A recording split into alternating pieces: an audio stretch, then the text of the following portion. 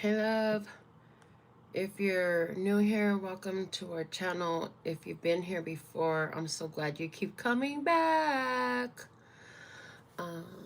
We're gonna get into your message, and whenever you find it, it's when it's divinely designed for you.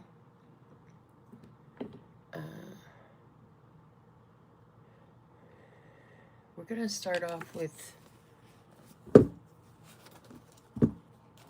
pulling a spread to get our perfect message. So let's see what we have.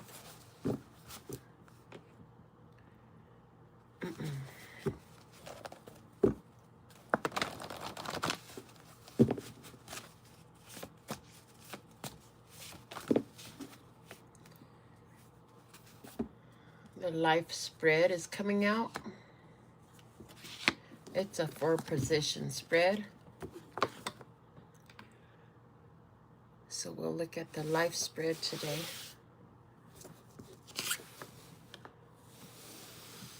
Trying to get my other phone on the chat.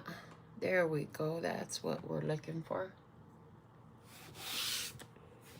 All right, so I'm feeling guided to start us off with the Giant Tarot.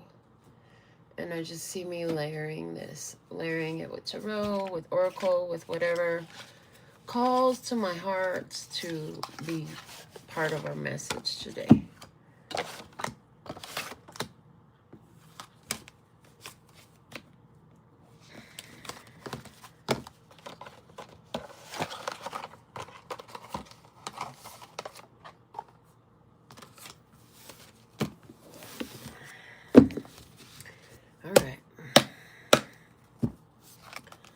Let's see what we have today.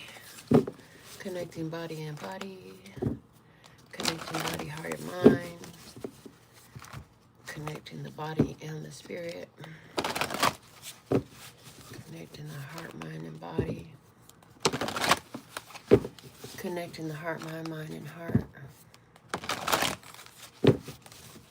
Connecting the heart, mind, and the spirit. Connecting spirit and body. Connecting spirit, heart, and mind. And connecting spirit and spirit. I heard, it made me laugh. It made me chuckle. I heard, yeah, just when you're down and the world thinks, or they thought that, who's they? The dark forces. The dark energies of the universe, the negative parts of the subconscious, the shadow part of your soul. When it thought it could just break you, and then you didn't get broke, so they just hit you with the second one right on top, like some more shit on top of the shit you was already going through, and you just keep rolling anyways. It's like, well, clearly I'm doing something right because, yeah, they keep trying to take me out, but I'm still here.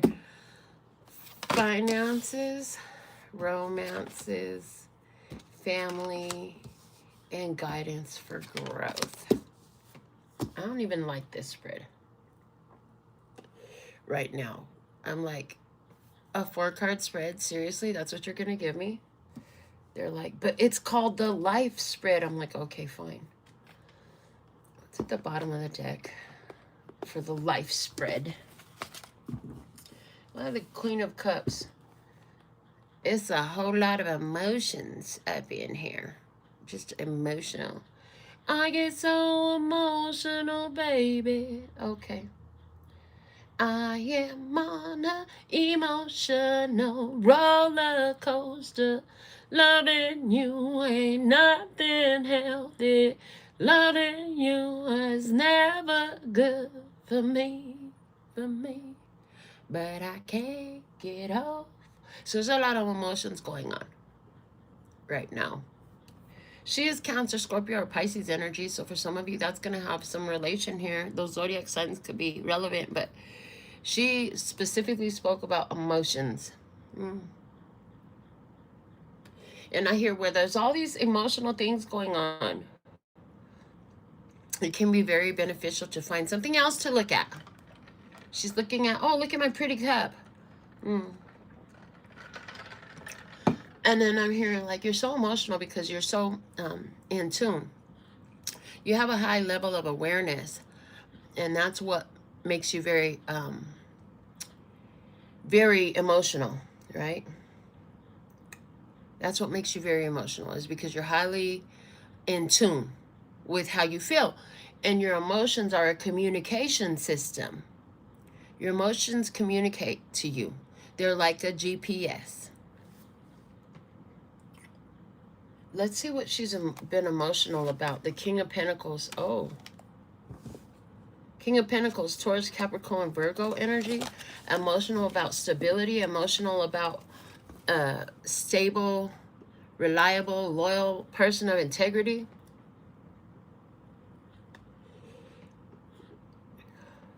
Emotional about taking care of everything and everyone.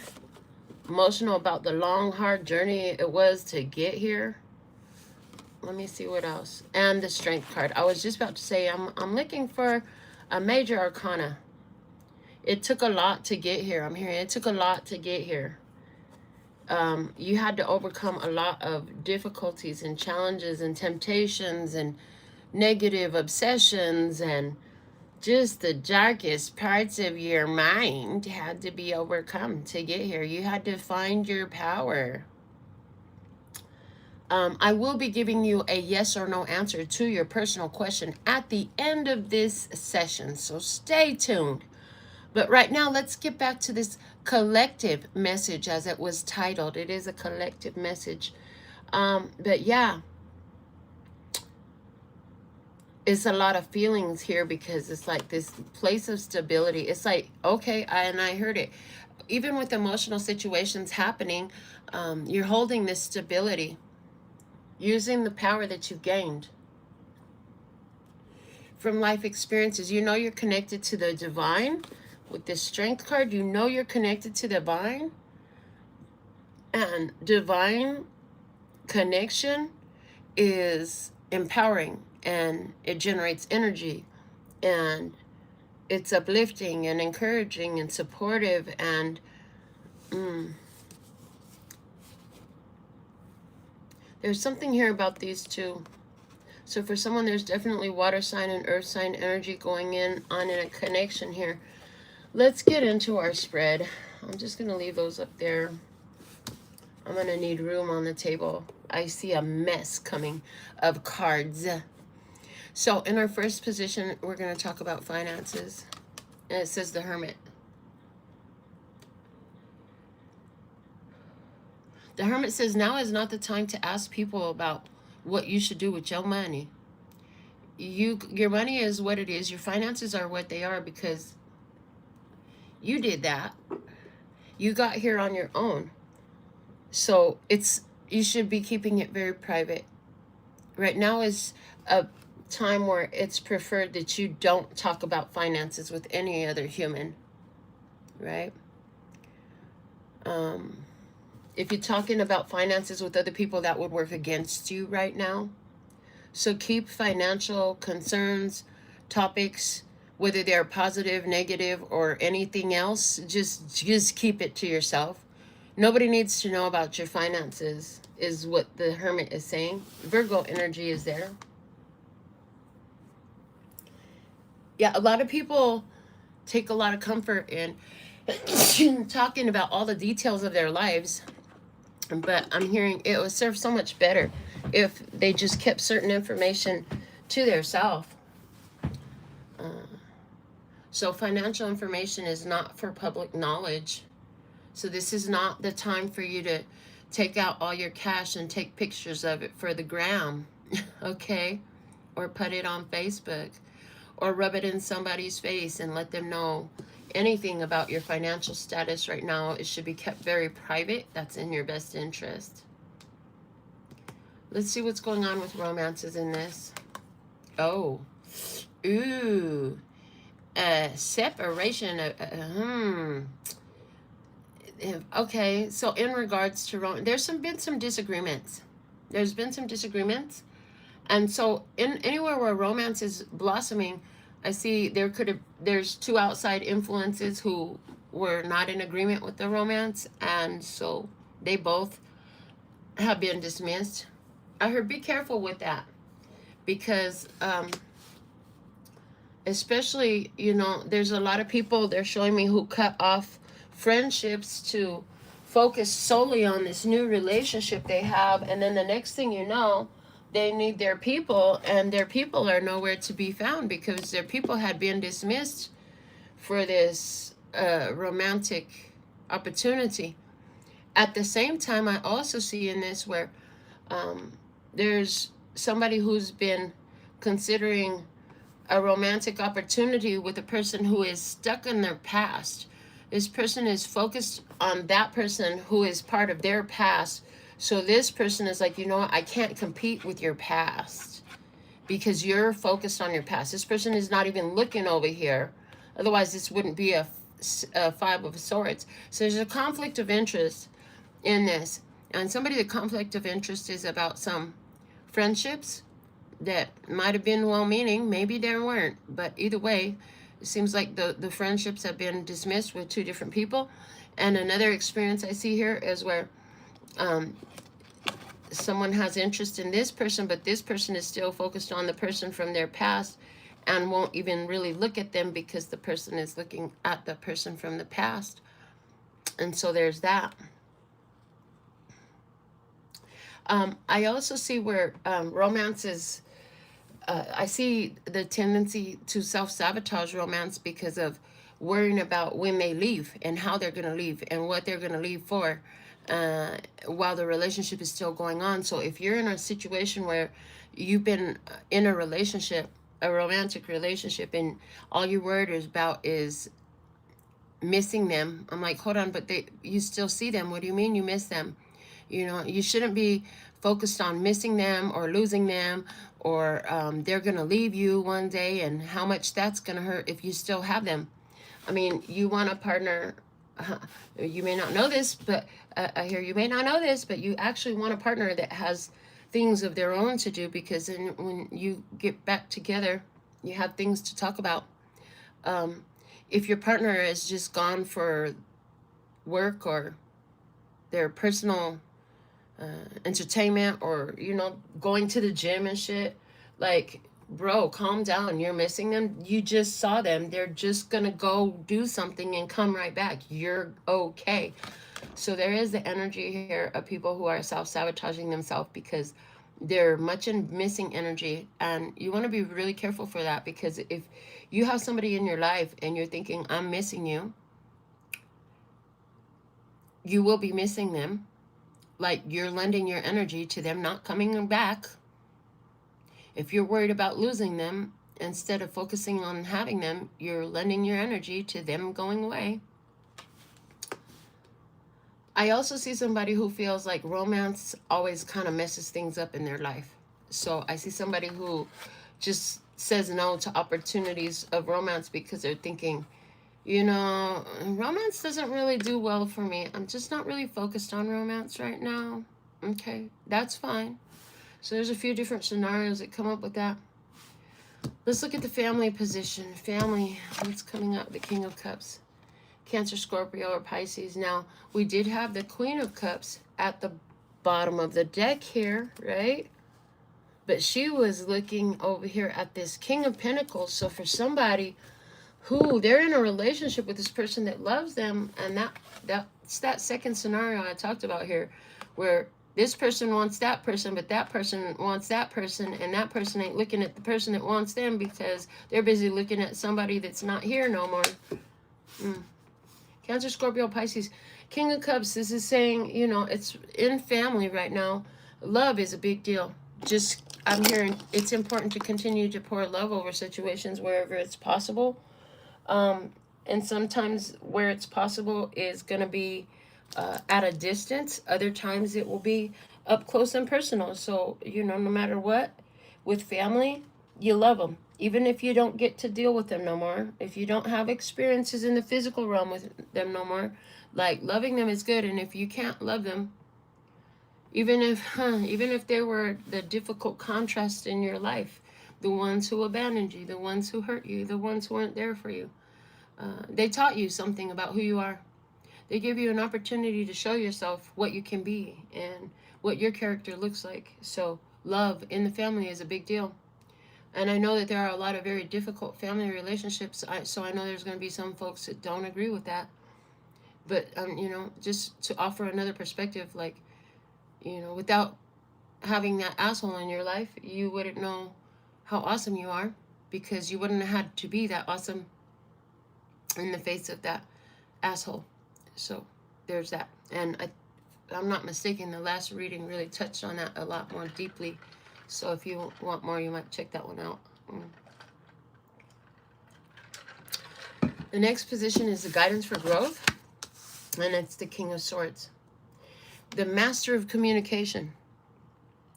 He is analytical. He knows how to speak with logic and not based off of emotional prompts. That's a big skill that takes a while to practice. So to be able to grow with all these emotions going on and the rest of these positions, this is almost like, well, right now you need to see what are the facts and where's the logic, not so much based off of emotions if you want to grow. Find the facts. Find what are the core truths, right? And I heard analyze the situations on how it served your best interest. What did it teach you? How did you become wiser? How did you learn to establish boundaries? How did you learn to cut things off? How did you learn to speak up for yourself? How did you learn to, they're going back to speak up for yourself, because they're saying so many people don't speak up for themselves. And so many people speak from a very timid voice. And in this energy, it's saying, speak up boldly so you can be heard. You want to use a little bit of volume with your voice so that way folks can hear you. You got to give it a little bit of oomph so you can be heard, right? If the waitress, if you're at the restaurant and you're trying to order and the waitress can't hear you and you always talk like this, then imagine somebody's trying to communicate with you and you always, can you even hear me? I'm just saying. It makes so much more sense if you want to be heard and understood, if you could speak clearly and, you know, at a volume that you can be heard. It doesn't mean scream, but it does mean make sure you get heard. Not with the little mousy voice, because nobody's paying you any fucking attention when you talk like this. You're getting on everybody's nerves because they can't hear you. It's like, what did you say? Can you please speak up? Can you repeat that? Right? Speak your mind. Speak your mind. If you've got something to say, say it. Right? It's a big deal. If you got something to say it. They may not like what you have to say. You might hurt their feelings. You might make them cry all fucking day. But say what the fuck you have to say. No good is going to come from the unexpressed thoughts rolling around in your head. Even a psychic is not going to pick up on every little fucking thought in your head, honey. I'm just saying. So speak your mind. You want to grow? Speak your mind. But what you don't want to talk about right now is your finances. That's what they did say. So I'm seeing that we should focus on each of these positions separately, which means this is going to be a finances reading, a romance reading, a family life reading, as well as a reading guiding us for growth. Again, this is a collective reading. So this is a collective energies. Take what resonates, leave what doesn't. If you want a personal yes or no answer, stick around to the end, because that's where I'm going to give you one. I'm going to do that, and it's going to work for everybody.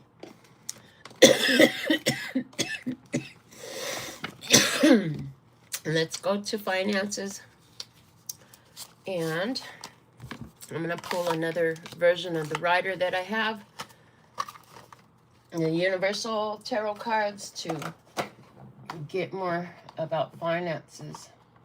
Okay.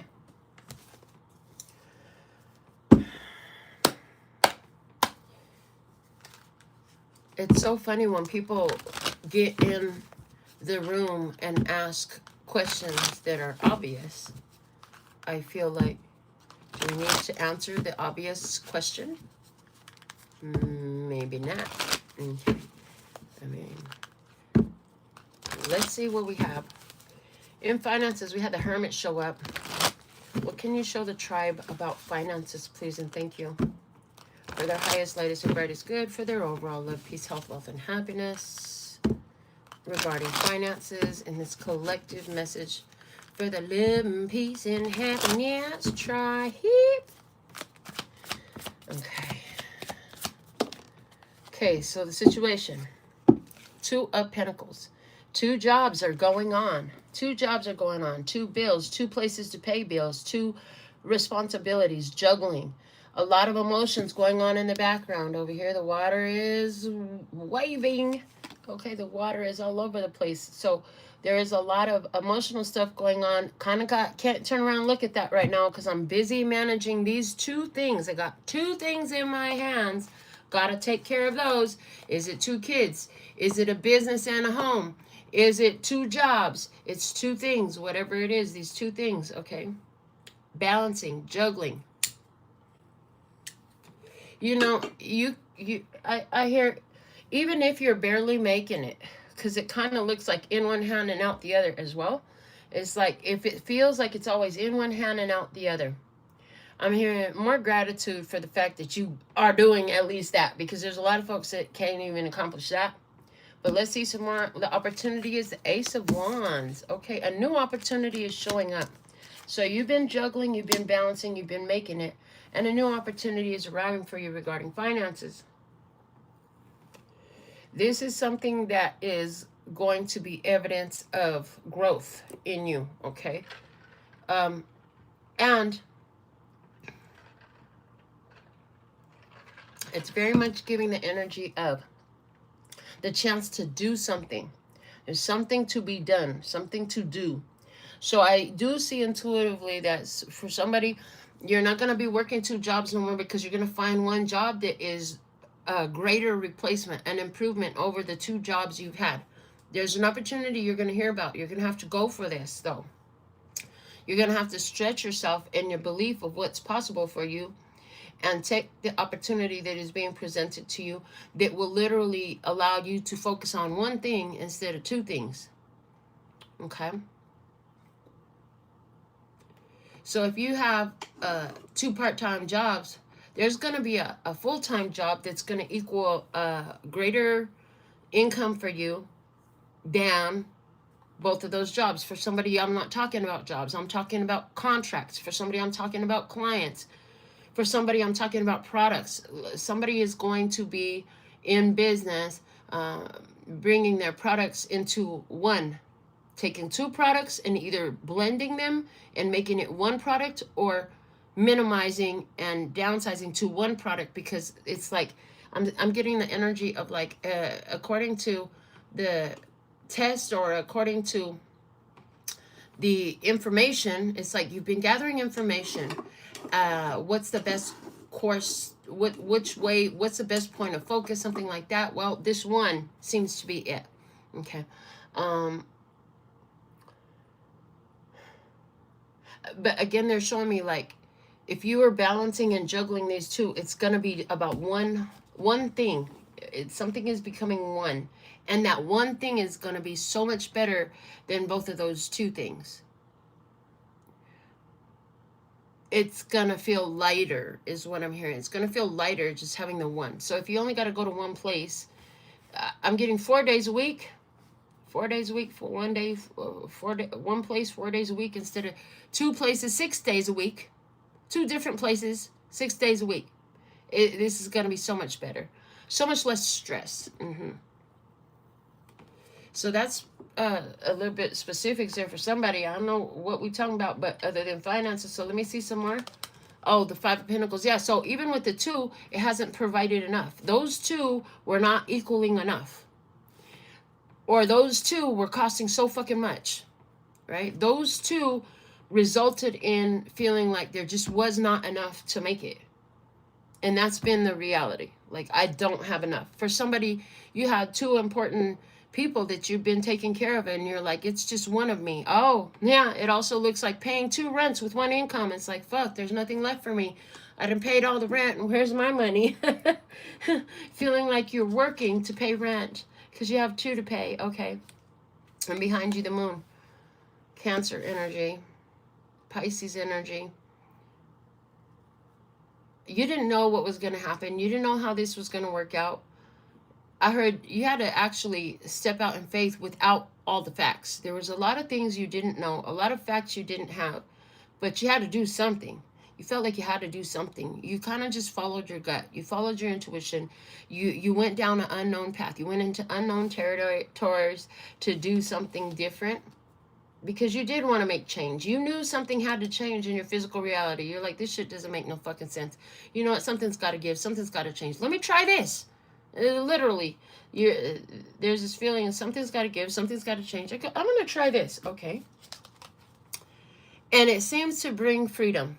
There's going to be freedom here. A rebirth, a reinvigoration, another chance to do it different. Okay, it was good. I'm hearing it was a good thing that you explored the unknown. It was a good thing that you took that risk, to take that opportunity, to run with it and give it a shot because, you know, now you know. Too many people are too afraid to take risks. I mean, it doesn't mean it's going to be easy, but at least you know. And you had a feeling, so you went with it. You didn't know how it was going to work out. Turns out you find a better way to do it. And so you're being called to do something. You're being called to do something different. Let me see more. Six of Swords. This is going to be a natural evolution for you. This is going to be this just makes sense. Move. This just makes sense.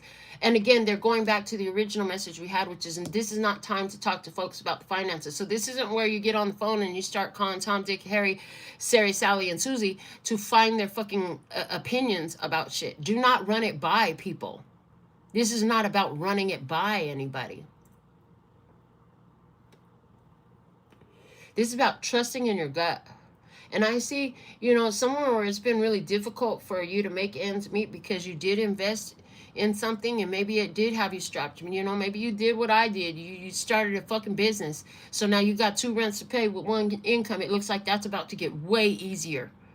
It's like something's going on in your energy, and because you're just trusting your guidance, right? And then so there's this turning point, this judgment call. It's like the universe starts putting the call out. So now what a great marketing team you have, because you literally have the angels on your marketing team. So what does that mean? That means, you know, they're guiding people to you. People are hearing the call, which is going to make it easier. It's not going to feel so stressful. It's going to feel lighter. Like I said earlier, it's going to feel lighter. And that's going to bring new opportunity to you. Yeah, it's like trusting in your own guidance, knowing that this was part of the journey, all this difficult phase, you know, the sacrifice of going without in order to build something up because you believed in it, because you were called to it intuitively. You were asked to go into the unknown, try something different in regards to your finances. And then, you know, you stick with it. Maybe it's been 2 years. Maybe not for some of you. Maybe it's been 7 years. But either way, at this point, it's smoother sailing. Smoother sailing. The Six of Swords is very smooth sailing. What was difficult becomes easier. The financial strains release. It's like, okay, oh, I just heard that as well. Somebody here, your finances have been affected because you had a judgment to pay regarding something in the past. Maybe it was something that happened at night. And so that's kept your finances very tight for a while, but it looks like you're going to finish paying that off. Or maybe you just finished paying that off in June. The number 6 just stood out from that Six of Swords very strongly. And so now, you know, it's going to be smoother sailing because that extra debt isn't going to be there. I heard you haven't really discussed this with anybody because it's pretty embarrassing for you. So you don't want to tell anybody you've been paying on this. But paying it off makes life a lot easier. And it's like you just knew. I heard, and that's where the 2 years comes in. You've been paying on this for 2 years.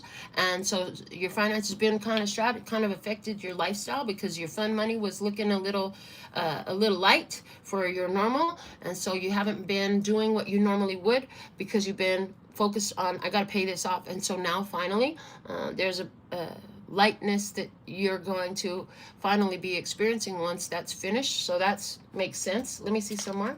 Yeah, the Lovers. Oh, is that what it was about? For somebody, this had something to do with the past relationship that came to an end. The relationship was highly toxic and the relationship cost you a lot of money. The relationship was very expensive. There was a very expensive lesson attached to that relationship. Yeah. Yeah. Okay. And some, it was more expensive than others. Somebody bought a car for a lover, and that relationship didn't last. So here you are paying on a car so it doesn't ruin your credit, so you don't have a repo on your account. Or maybe it wasn't that big of a deal. Maybe you just bought a new iPhone for somebody, right? And that relationship again didn't last, and so here you are paying this extra debt. You're like, fuck. I have to do all that. What a lesson. Okay, so so maybe you ain't talk too much about that, but yeah, this lesson has something to do with the choice that you had made in the past. You made a choice. That choice was expensive. For some of you, that choice was taking a risk on this intuitive calling, the spiritual calling, this calling on your soul of what you needed to do. And so it's been expensive to get that upstart. It's been expensive to start a business. It's been expensive to pay 2 rents. It's been expensive to pay off on whatever this debt was you incurred from an old relationship. But you're getting to that point where there's going to be some room. There's going to be some breathing room in your finances. Okay. Yeah, Page of Wands. They're saying that this is clearly you learning the consequences of actions. So in the case of ones who did take on the endeavor to invest in their hopes, dreams, and wishes and build a business, and you've been struggling to get this business up and running, and you took the new adventure, right? And so you know what that feels like and what that looks like, but you didn't quit. If you didn't quit, you've been sticking with it. You've been holding the faith and knowing that, the people that are meant to come are going to come, and you're going to have everything you need. That's proving true. Yeah. You feeling like I've been waiting a long time for this. It's been a long time coming that I've been paying off this debt, or I've been building up this business. I've been investing for the long term. I didn't get into this to just quit in the first place anyways. Like, I got into this for the long term. This was always going to be a long-term thing for me. This was always going to be a long-term investment. Yeah, for whoever broke up with the relationship, and you're like bought a car or a phone or a house or whatever you bought, you knew that no matter what happened in that relationship, it was on the side of your mind. Yeah, a huge confirmation for you, because I'm right. It was on the side of your mind that I'm gonna, no matter what happens here, I mean, I hope this works out, but even if it doesn't, this shit is in my name, so I'm gonna have to pay this shit off. And for somebody again, 7 years. Okay, number 14. You've been very patient. You've been waiting and working. We have 14 Pentacles in this finances spread right now. You've been waiting and working. It's like the universe has heard your call. The Judgment card is where the universe reflects back to you what you've been calling for. So if you've been calling for more increase in finances, you've been paying attention to your abundance. You've been paying attention to your prosperity everywhere where you have it.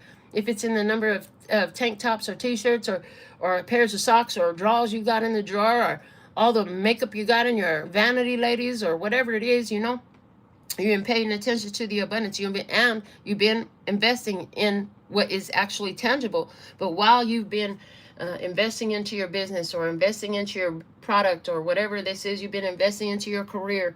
It pays off. It just pays off, and it's been a long time coming. But I knew the change was gonna come. You knew the change was gonna come. Yeah, absolutely, you did. Yeah, see? Oh, I love this. Just came out here. 9 of Cups. Wish fulfillment, baby. Yeah, absolutely. Your wishes are met. They become real. Your wishes materialize. You're like, this is exactly what I wanted. I knew it would be this way. I knew that if I just stuck around, my business would thrive. I knew that if I just kept plugging away and, made the sacrifice of some of the extra play, that, at some point, I was going to pay this shit off, and finally my money would be flowing like I was used to, because it was not a small debt. If you were the person who was paying that debt that you didn't want to tell nobody about, good on you for not talking about it. But fact of the matter is, that was no small amount of money what you had to pay, right? If this is you've been investing in your career, you didn't know what to do, but maybe you've been building a career and having a side job, you're gonna get that stable. I heard like a sort of an internship or a starting position, right? But you're gonna move into a real position that's gonna replace the side hustle and the startup job type thing. Is what I see for your finances.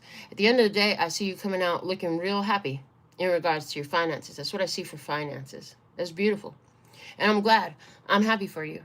that you get to have this experience. And you know, it shows your tenacity, it shows your perseverance, it shows your belief in yourself, that you stuck with it to get to this point. A lot of people will give up and quit. They'll just throw in the towel. They won't give it anymore, right? They won't give it any more juice. They lose their faith. They lose their hope. They forget why it was inspired in the first place. Like, they forget a lot of shit along the journey, and then they quit and they throw in the towel, and they don't get to the point where they get to see it in full-fledged materialization status. But here, I see you're going to see that. Yeah, Four of Pentacles. Like, I'm saying, whatever this was that was costing a lot of, I mean, you were circulating so much money into something, you really had to dial it back. I did talk about, you know, sacrificing some of the play, your normal lifestyle. You had a lot more finances to play, but something here was important enough. And whether that was, you know, for the adverse effects of your credit that you were not going to entertain, you said, oh no, we're going to pay this off anyways. Even if I got to do it by my damn self, I'm going to pay this all the way off and watch my credit skyrocket. You said, if I have to, you know, cook all my meals at home and stop going out every fucking week, twice a week for dinner, and stop going to fucking Starbucks, I guess it's time for me to learn how to brew my own coffee at home. I guess I'll just go get me a bag of Starbucks coffee and brew it at home type of shit. You know, there was some way where you had to dial it back financially to meet a goal. A lot of people aren't willing to make that sacrifice, you know. And however long you've been doing that, this is working. I'm glad you're getting your powerful confirmation that you deserved at this time. Yeah, the death card, you're like, I'm going to hold back and I'm going to do this until it's over. The death card, you're like, I'm going to do this till it's over. Yeah, it had something to do with the past and taking on too much. You took on a lot. You took on a lot, baby. You took on a lot, and then somebody just left you high and dry with it, which was better because it was problematic any fucking way. But you were like, fuck, now I got to do all this by myself. I can do it. I can do it, because you kept focusing on, you know, I might be here right now, but I'm going to get there, right? I'm going to get there. And so you just kept focused on what you did have. Meanwhile, mentally, you kept looking at the abundance you did have. You kept looking at the prosperity you did have. You kept looking at what was working and letting that grow. Yeah. And that was the truth that went out and communicated to the universe. And you're getting the return of universal law working in your favor now. You did the right thing for yourself. You had faith. You had hope. You had belief in yourself. And you kept going. And so you see the benefits of doing that now. And that's a beautiful thing. If this financial part resonated with you, you really need to just sit in your accomplishment, bro. Give yourself all the kudos. Be proud of yourself. Who gives a fuck if anybody else can see it or agree with it? If anybody ever tells you anything, they probably ain't, because according to this, you ain't told nobody what's been going on. But you're holding it down and you're getting it done. And it's all on you, baby. It is all on you. You're getting it done. Because you were willing to. You said, I don't need all this extra shit. I don't need to go out every week to dinners and get Starbucks every day. And I don't need to do all this fancy shit, you know. I see somebody who would spend like hundreds of dollars for every friend's birthday type of shit. And now, like, you brought them something simple and meaningful. Yeah, because you was on a fucking budget type of shit, right? Good on you. I see where you would normally take all these trips a year. You just been staying home because you had something more important to invest in, right? Good on you. Whatever it was, you dialed it back and you meet your goal. That's what I see. You're meeting your goal. So remember, this is a timeless reading, which means when you watch it is when it's necessary. When you watch it is when it applies. So you're watching it, whether it's on the live or on the repeat, even if you're watching it 9 years and 4 months down the road, like, dude, when you find this reading, this is when it applies. Okay, perfect. Let's go into the romance portion of our spread. We had the Five of Swords come out, and we were talking about a few different scenarios as we just introduced the spread. I'm going to find another writer version here because I have several of them. In romances, oh yes, that's right. They did say to use the Eye of Love for the romances spread. So we're going to shuffle up the Eye of Love for you.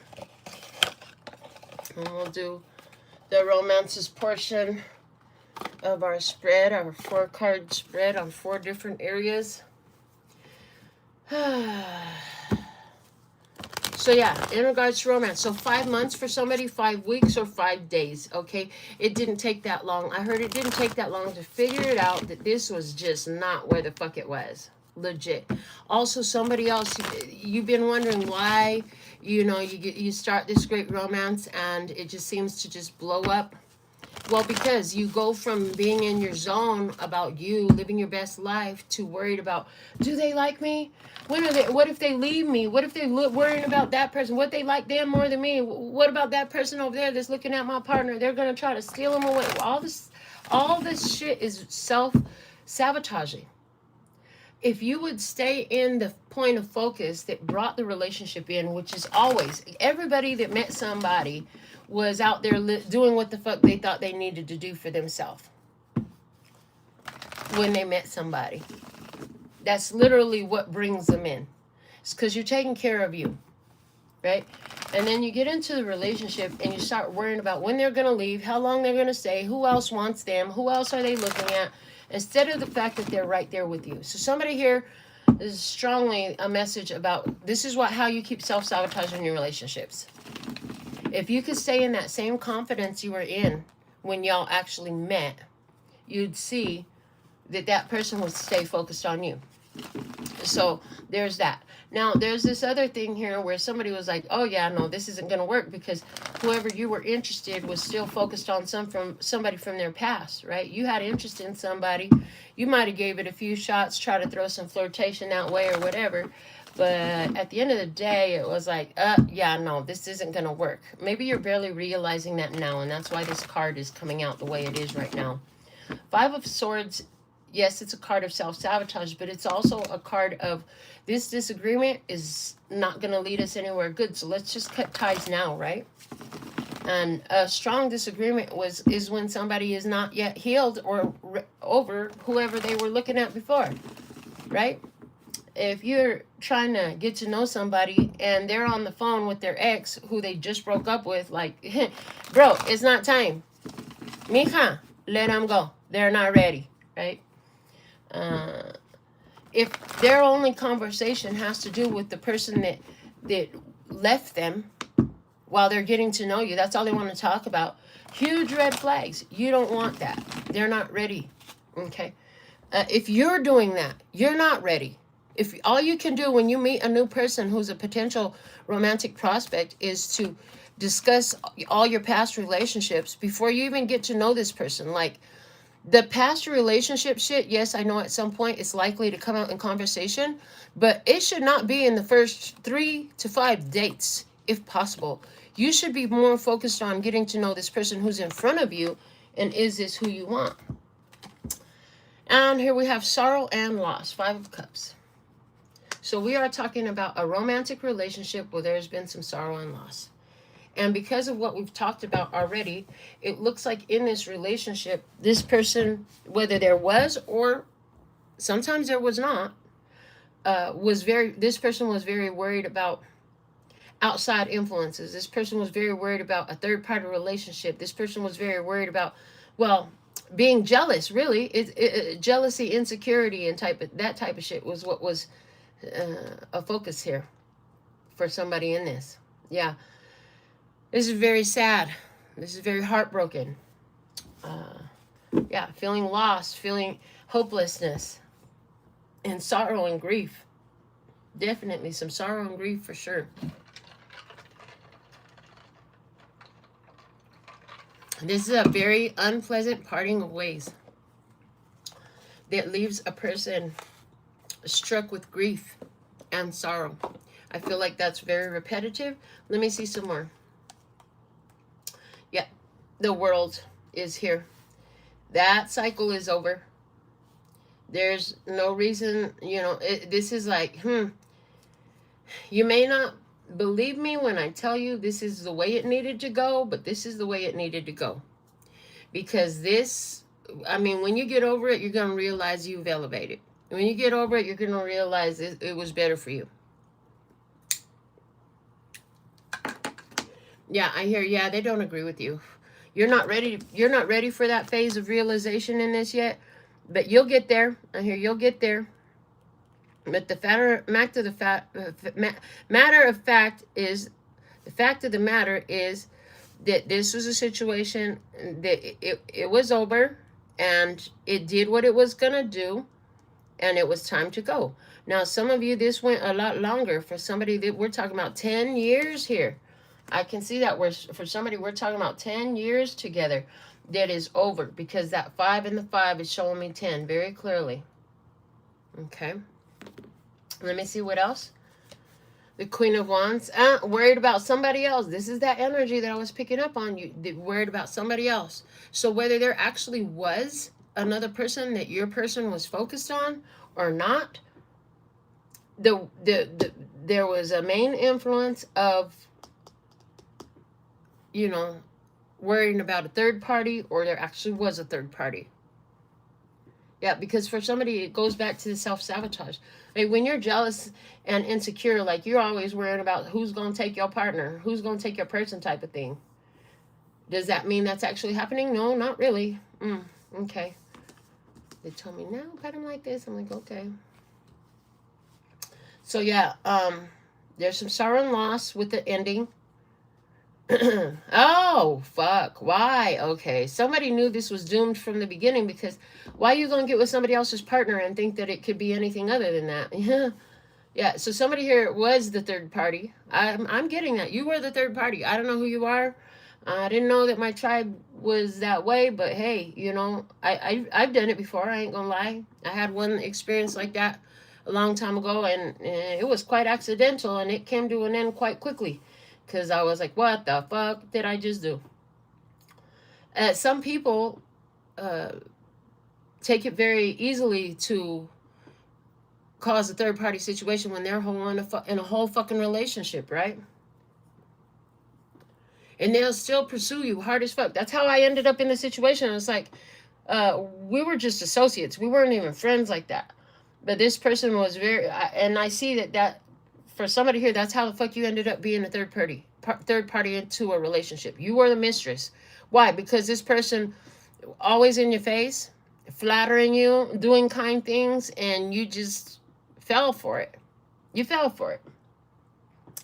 And it's like, you know what? This has gone too far. Can't do this no more. Let me put some fucking boundaries up here. That doesn't mean it was easy for you, especially if this went on for a period of time. For me, it was a one-time deal. I ain't even gonna lie. It was a one-time deal. It never happened again, and I did not allow space for it to happen again. That shit was so fucking embarrassing for me. I felt real shitty.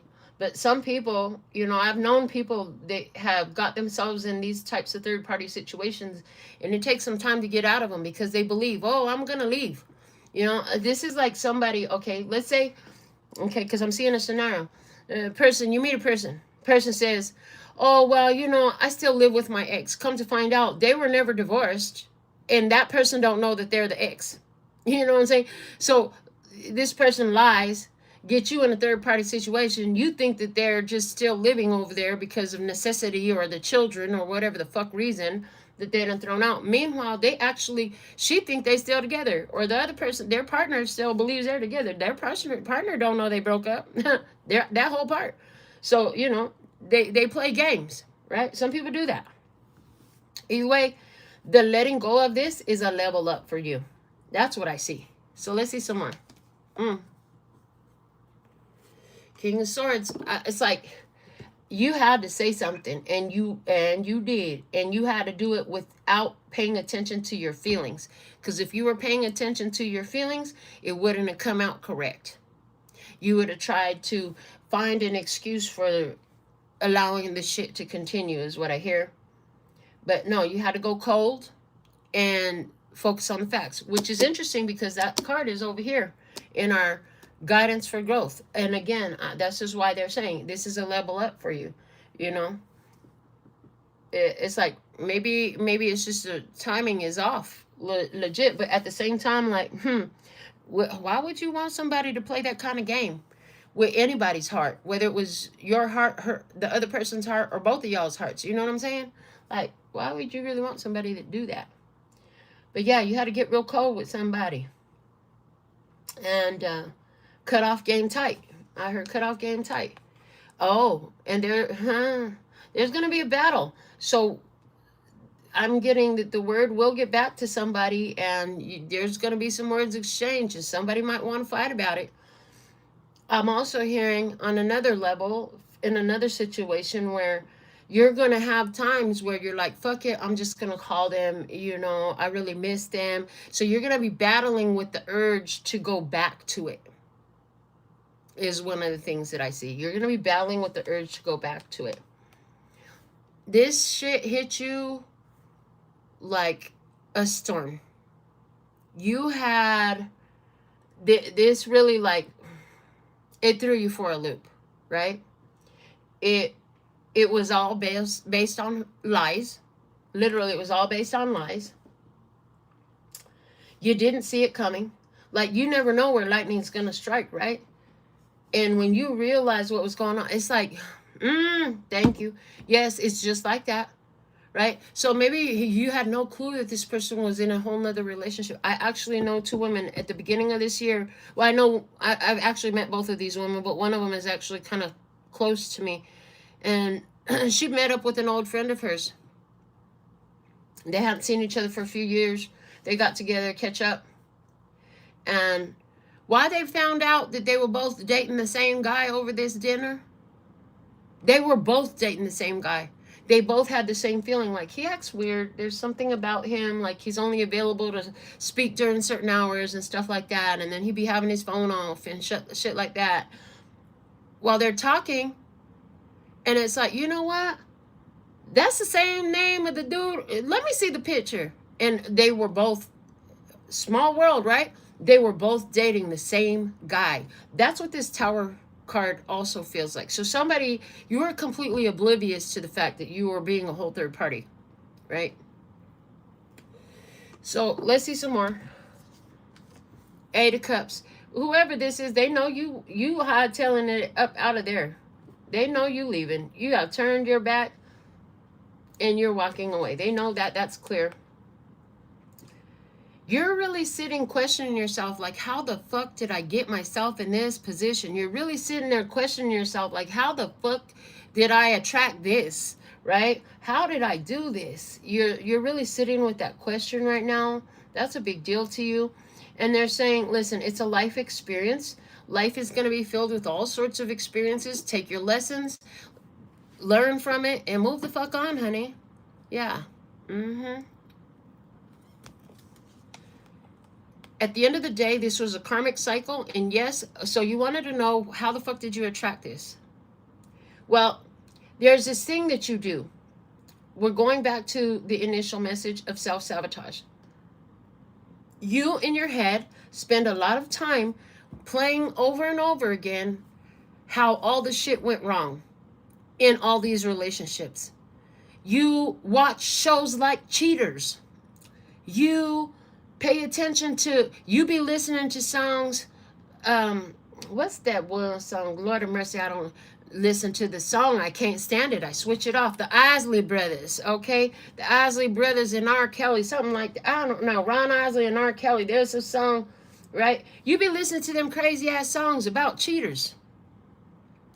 You know what I'm saying? Go ahead. Keep watching that shit. Keep programming your brain for that and see how many more of these situations you could have, right? If you want to keep, listen, where your focus goes, energy flows, and that what grows. You think this shit is funny because you saying you watching the shit now. I see you, baby, love you. But the matter of fact is, you're literally programming your brain. That's why it's television, because the television is programming. Television programming is programming your brain.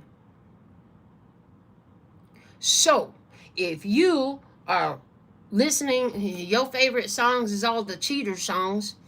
If your favorite shows is all the cheater shows, if you get with your homies or your girlfriends and y'all talk about cheating and who's cheating and all that stuff, whichever way you're doing it, that doesn't help you get what you want. It's literally going to attract cheaters into your story.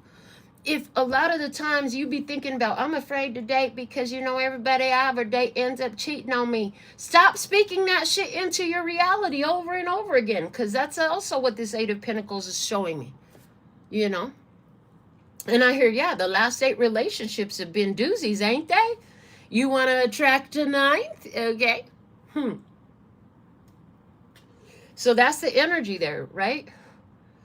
You know, was it me and Mrs. Jones type of shit? Me and Mrs. Jones, baby. If you be singing this song along with Mrs. Jones and I mean, songs are spells. Songs are spells. You know? And it may not be easy. Like I said, you may be headed for a battle. However, you can do it if you want to. You can do it if you want to. You just have to make that choice and stick with that shit. Like white on rice, baby. Stick with that shit. Don't give up. Never give up. Let me see what's at the bottom of the deck. The Page of Cups.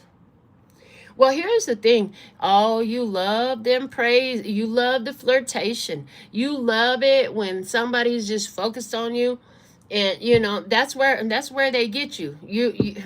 I'm getting, this Page of Cups gave me a word, a phrase. The phrase it gave me was validation, personal validation.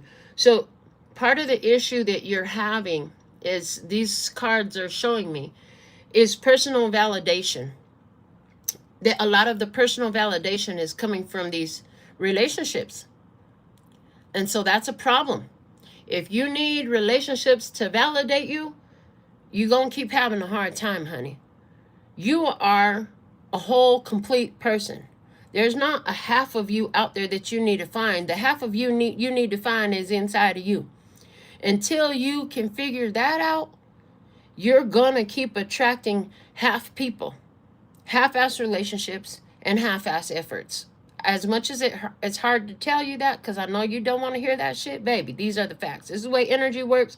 This is the way life on earth works. This is just the way the shit goes. Like it or not. These are facts. That's how energy works. Okay? Wow. I do want to say, try to find what's been the common denominator in the relationships, and then find how you could be the answer to those common denominators. Like what were these people giving you that you thought you needed from them? Right? What were they getting? That's why I started wearing boy clothes. I was like, well, she looks so sexy. I fucking love looking at her in them boy clothes. So I look at myself in the mirror like that now. You know, because I wasn't getting what I needed from the relationships. I tried a few different women. I love my macho ladies all dressed sexy in man clothes, and then I could be all girly and shit, but that shit was not working. And so, you know, and now I've been single for a long time, so there's that. I mean, I'm going to just be honest with you. I am not in my perfect relationship right now with another person, but I'm in a fantastic relationship with me. And the beautiful part of that is, when you're there, you get so fucking comfortable and cozy with you that you're like, this person gonna have to be real special to come get in between me and me type of shit. That's where you really want to be. Because then if you do decide to let somebody in, you know they're going to be that, because you won't settle for nothing less. You ain't just settling for some bullshit just so you can hold somebody in your arms. You know what I'm saying? We don't need to be doing all that, honey. Hold a pillow. Get you a body pillow. Maybe 2. 1 for each side. I'm just saying. And you can spoon and get spoon. You could be big spoon and little spoon all at the same time. That's funny. I like it. All right. Family zone. We're going to the family position. We had the King of Cups. The King of Cups' main message for us regarding family issues was to cover it over in love as much as you could. The other thing that the King of Cups said was that doesn't mean you have to be in anybody's face, right? It didn't mean that you had to be in their physical presence, because some of these family relationships are so difficult and so unhealthy that you literally do yourself better to be in non-contact with them. But that doesn't mean you can't still love, right? You can love no matter what. So the King of Cups in the family position, it's all about being a lover, okay?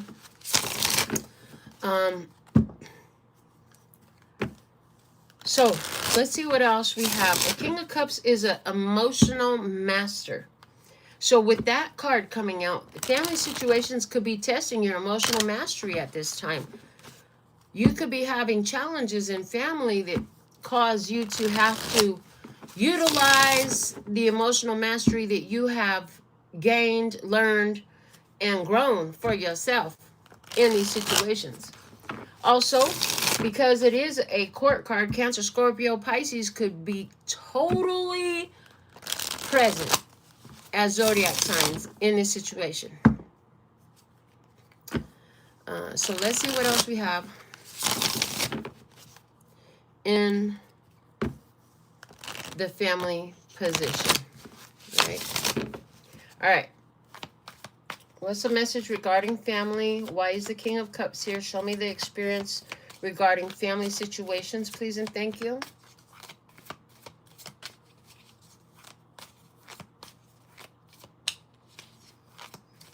It looks like Zorro likes to sleep standing up. I don't know, man. Ooh, the world. The world is here.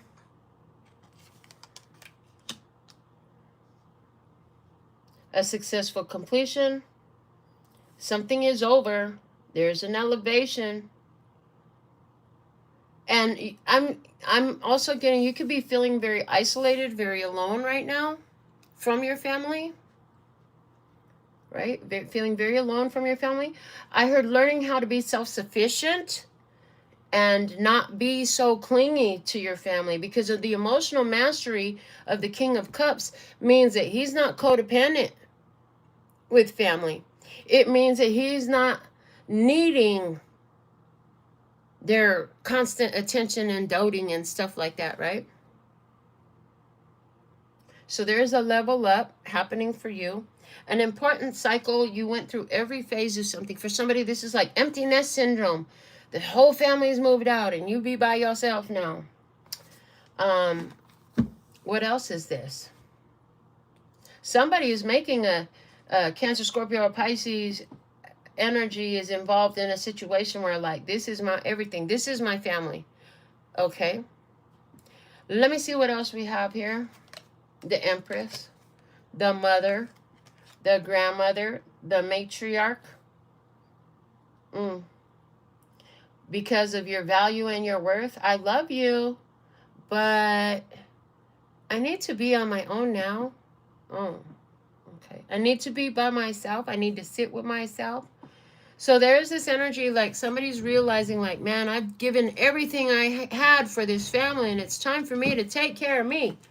I've been taking care of the family for so long. I've been raising kids. I've been doing the house. I've been taking care of family. You know, it's time for me to just take care of me now. All of a sudden, you're having a very strong, I need to take care of me realization.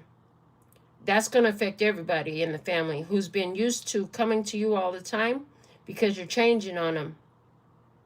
Okay? There's an ending for the mother. This is when they leave. It's definitely when they leave. They got to go. Which way did they go, George? Which way did they go? I heard that. So it's time for them to go. I heard this is a natural closure of the cycle. It's time for life to change in regards to family situations. For somebody with the World card there, some family is moving far away, or you're moving far away from the family.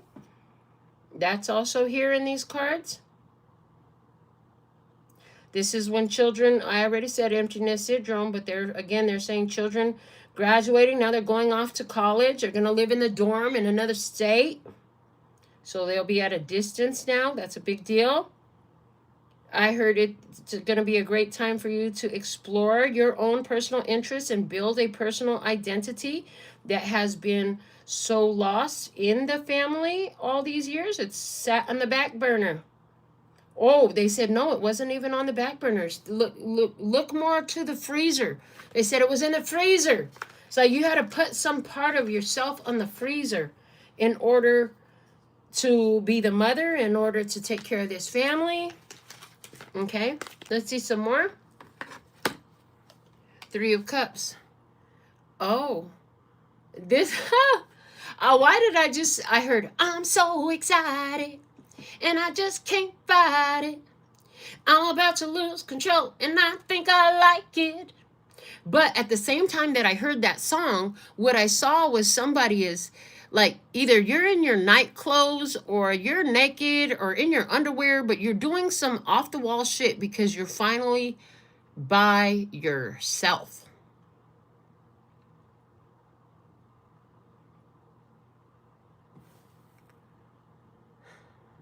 You're finally by yourself.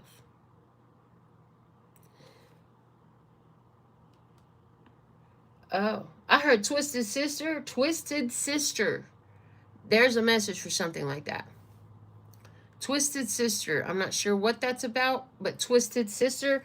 For somebody here, I see you celebrating with a couple of friends. Maybe you'll have, I see hors d'oeuvres and drinks, a cocktail party to celebrate. I see that. Let's get together. Let's celebrate. And then I hear, celebrate good times. Come on. Okay. Ace of Wands. Newfound independence. It said newfound independence to me. Yep. And the whole, it's been a long time. Yeah. A long, long time. But I know, well, it's here now. It's time. You knew it was coming. The change was coming. You knew you were going to find yourself on your own, independent, able to make a choice, able to do something different.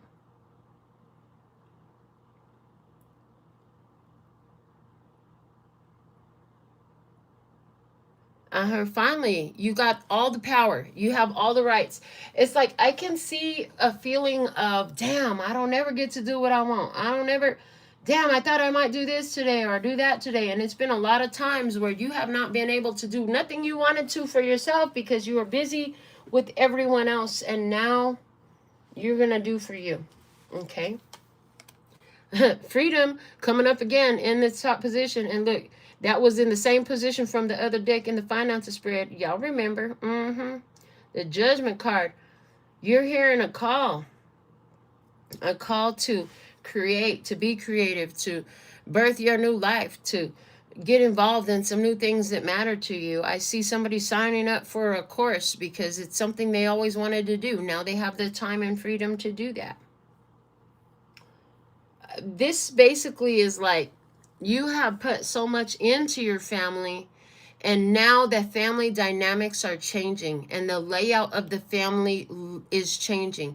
They're not making me have a feeling of negativity here, but it does, I do see a change of a living situation at home and a change of family dynamic that grants you a newfound sense of freedom to move and do and be independently the way you want to, without restrictions, without having to take so much into consideration, because they're saying mother energy. Like, you've been busy momming all these years and now you don't feel like you need to do that no more because something has changed. Look, wish fulfillment, that also came out in the finances spread. So yeah, you're gonna, now it's like you don't have to worry about what the kids want for dinner. What do you want for dinner? You don't have to go to sleep at 9 o'clock so you could be up at 6 in the morning to get the kids ready and off to school and shit. Because, you know, you can go to sleep at 9 a.m. if you want to and wake up at 9 p.m. if you want to. Because guess what? It's all about what the fuck do you want, right? Literally, that's what's happening here. It's about what do you want. Now, again, I see a lot of interests. These 9 cups in behind this man and this card, it's really looking like there's so many things that have interested you that you thought you might try. I specifically just heard a pole dancing class. Like, you thought it might be fun to play with your sexy side and get some exercise and take a pole dancing class. I don't see you ever working in a strip club. I see you more doing it for body strength. I see you more doing it so you could feel sexier. I see you doing it more so when you go out in the world, you feel good in your clothes, and you know that the confidence you gain from learning how to be sexy on the pole in your own eyes will carry out when you go out into the world and have fun, and that feels good to you. That's beautiful. I see a painting class. I see somebody actually going to a community college and signing up for some sort of course, for real, like a legit community college course. I see that because you have the time. I see it's going to be a 9-month course. You never had time to indulge your fancies before. And so you're really celebrating that, you don't have to worry about everybody no more, and you did a good job. You did what you were supposed to. You did what you feel satisfied with. I hear everything didn't always go right, but you did the best you could, and you fulfilled your obligations, so you're satisfied with yourself, and you're confident about exploring your world a little bit more now. Look at you going out ready to hit the streets as an adult. We're so excited for you. Well, let's look some more into this. What else? The Four of Swords. You feel like you've been waiting. You've been making your plans for a long time. Four of Swords. I hear after a bit. Oh, okay. I heard after a little bit of downtime, after a resting period, you are going to get busy, baby.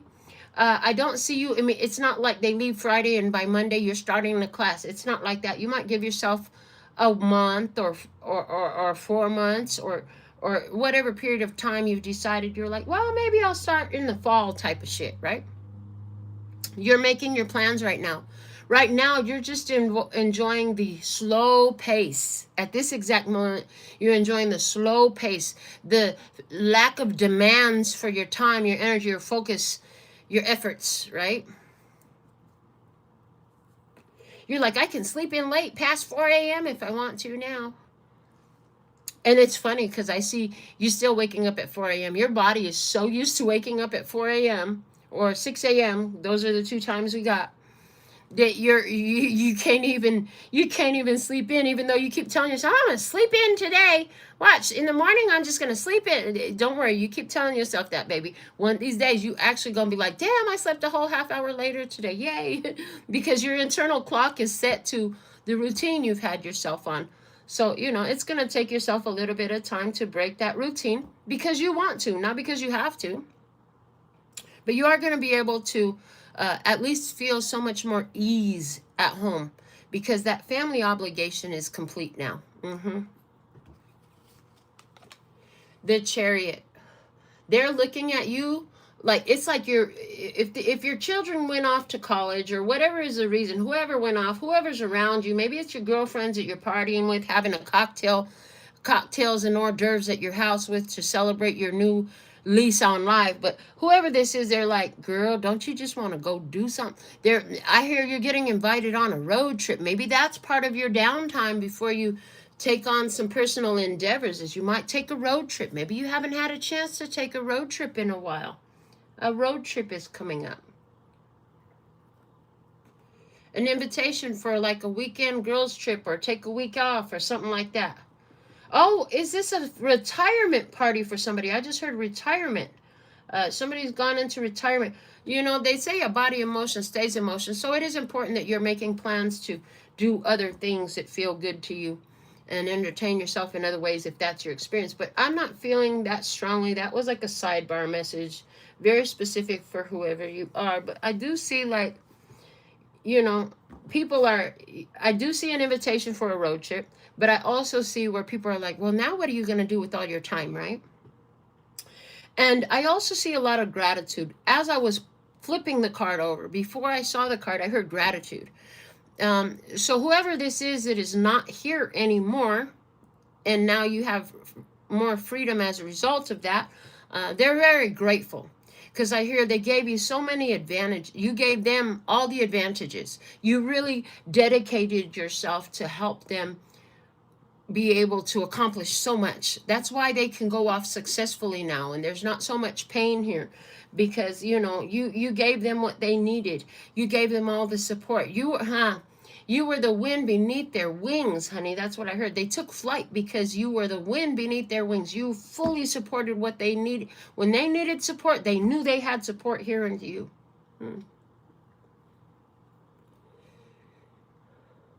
You are very motivating. You are very encouraging. You are very uplifting. You believed in them. And that helped them believe in themselves. You know, sometimes it just takes one person to believe in you, and really that person, first person, really only needs to be you. And some people are lucky, like whoever this was in your home, that they had you to believe in them too, because that just makes it easier. Some people have a hard time believing in themselves. A lot of people have a hard time believing in themselves. And when they come from a family that doesn't believe in them, that makes it really difficult. But this person, they knew they had somebody that believed in them. And that helped them move further. That helped them overcome whatever difficulties were in the way.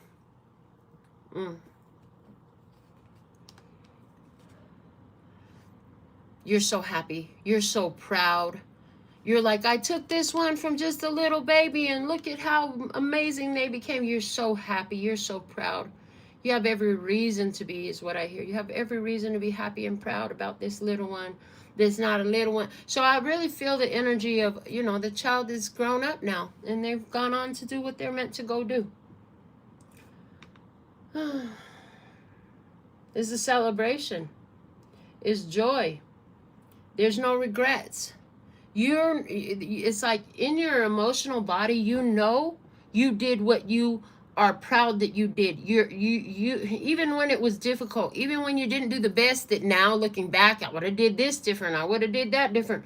But at the time, you did the best with what you could, and it made all the difference in somebody's life. And you're so proud of them. It's such a good person. They're such a good person. You know, this whole situation is about higher level commitments. It's about tradition. It's about family. It's about what long lasting. It's about faith. It's about belief. It's about trust. It's about connection to the divine. It's about all that. And at the end of the day, that's what all was built into this situation. So everywhere where there is freedom in this, it comes with every beautiful aftertaste. It comes with a lot of beautiful aftertaste, is the way it's coming through. A beautiful aftertaste.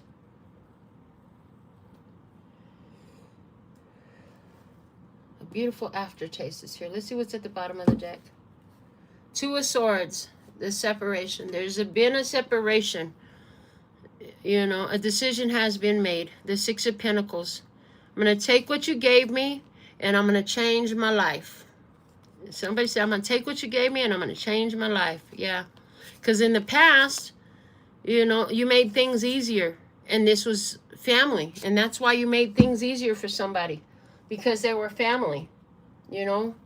Whether that's by blood or by choice, it was family. And so you made things easier, and it is appreciated. It's well noted. And yeah, you have every reason to be proud of this person in your life. What you did was what you ought to have done, and that's what they were there for, and that's what you were there for. So mission complete. Mission complete. And it comes with an elevation. It comes with recognition. Yeah.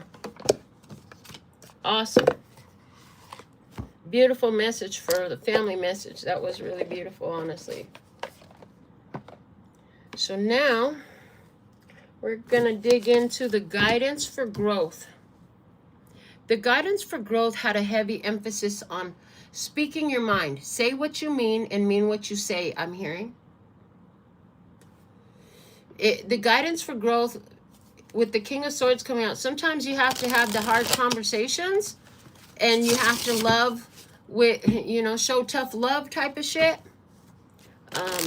And as far as, we just came off the family, so it's going into that immediately, and it's saying, you know, you either teach them at home or the streets are going to teach them in another way. So, you know, there's that. King of Swords is, Libra, Gemini, or Aquarius. So for some of you, there's definitely a Libra, Gemini, or Aquarius North Node or ascending sign that is seeking some attention right here and some awareness from you. If you don't know your North Node or your ascending sign, those will be great points for you to understand more of your growth and where that comes in for you. North Node is going to be your life purpose for this life, which is going to be your zone of uncomfortability. Where things are uncomfortable, it's going to be there. Also, your ascending sign is going to be, as you mature as an individual, you're going to look a lot more like your ascending sign or your rising sign than you are your sun sign or any other birth chart position. Guidance for growth. They are recommending you do a deep dive into your birth chart. The birth chart is found free on so many websites online. There are some free apps that can help you explore that as well. And there are definitely all sorts of paid services and apps and such that you can pay for if you're interested in doing that. But you can do this for free. So guidance for growth. Why is your birth chart and understanding it so helpful is because, you know, there are so many nuances to your character. And if all you know is your sun sign, which is when, if all you know is one zodiac sign about yourself, you know your sun sign. That's where the sun was when you were born. But each of the planets and all the different positions of the heavens plays a different role in human character and can have a strong influence on your character. So doing a study of your birth chart is highly beneficial because it's going to help explain, like when you learn about your moon sign, you're going to understand how you process emotions. It's going to help you understand something about yourself, right? When you study your Mercury position, you're going to learn more about your communication style and tendencies, right? When you study your Mars, you're going to learn more about your ambition, your drive, even your anger. When you study your Venus, you're going to learn more about how you love and the things that you value, right? So there's a lot of different things that can be learned. When you study your South Node, you'll learn your past life comfort zone, what you brought to this life with you. When you study your North Node, it's going to show you where you want to stretch and grow into. So there's a lot of learning about oneself in that, right? You can also do a deep dive into your numerology and study your life path. That's also free and available to everybody online. You can also look at, you know, the moon phase when you were born. Even what phase the moon was in when you were born tells a story about your character, about your life, right? And so there's a lot of benefit in that. But let's go into the guidance for growth and see what else Spirit has to say to us about this now. What is there for the tribe in this collective timeless reading? Remember, when you're tuned in, tapped in, turned on, that lets your highest self know you're ready to receive, baby. So if you didn't like this video, I encourage you to stop and like this video real quick. If you haven't yet subscribed, I invite you to do that. That's free.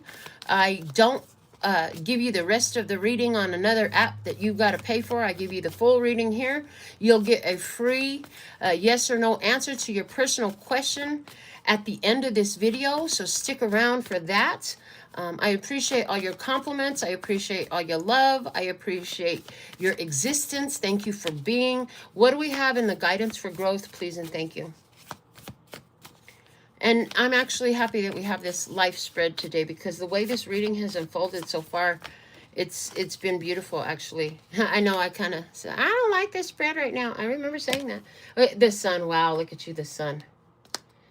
Okay, teachability and learning is everything. Conscious awareness is everything. This is about your empowerment. You are a very empowered person already. Okay, you come in with joy. You're very happy-go-lucky type of person. I also see that you have a lot of conscious awareness. So it's not that you're oblivious to yourself. So please understand that I get it. You do know yourself. You've studied a lot about yourself. So our encouragement to acquaint yourself more with your birth chart was just a little touch added on to that if you haven't already done it, right? But I see you as a very happy-go-lucky, serendipitous. You always come with innocent and pure intentions to any situation. You're the kind of person that would never do harm to anybody when left unprovoked. A Leo birth chart placement is very significant for somebody. I heard, but if that's you, you already know where Leo is in your birth chart. Um, but I see you have a lot of reasons to be happy, and you're really good at observing those. I heard the observer effect is very important, because when you look at yourself and you observe yourself, you pay attention to the effects you cause, right? There's a cause and effect for everything. That's how things work on earth. And so you're very aware of what effect you're causing in life. You have a strong awareness, self-awareness about that. They're showing me that. There's another thing about the sun coming out, and they're saying it's because the sun doesn't ask permission to shine. No matter what, it's shining all the time. Right now, somewhere, the sun is shining, right? So the sun shines all the time without permission.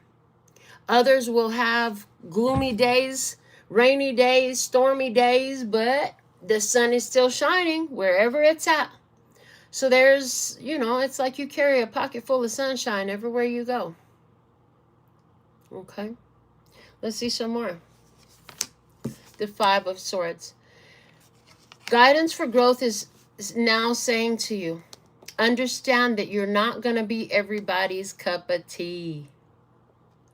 Because remember, we just said somewhere it's storming, somewhere it's gloomy, but the sun is still shining, right?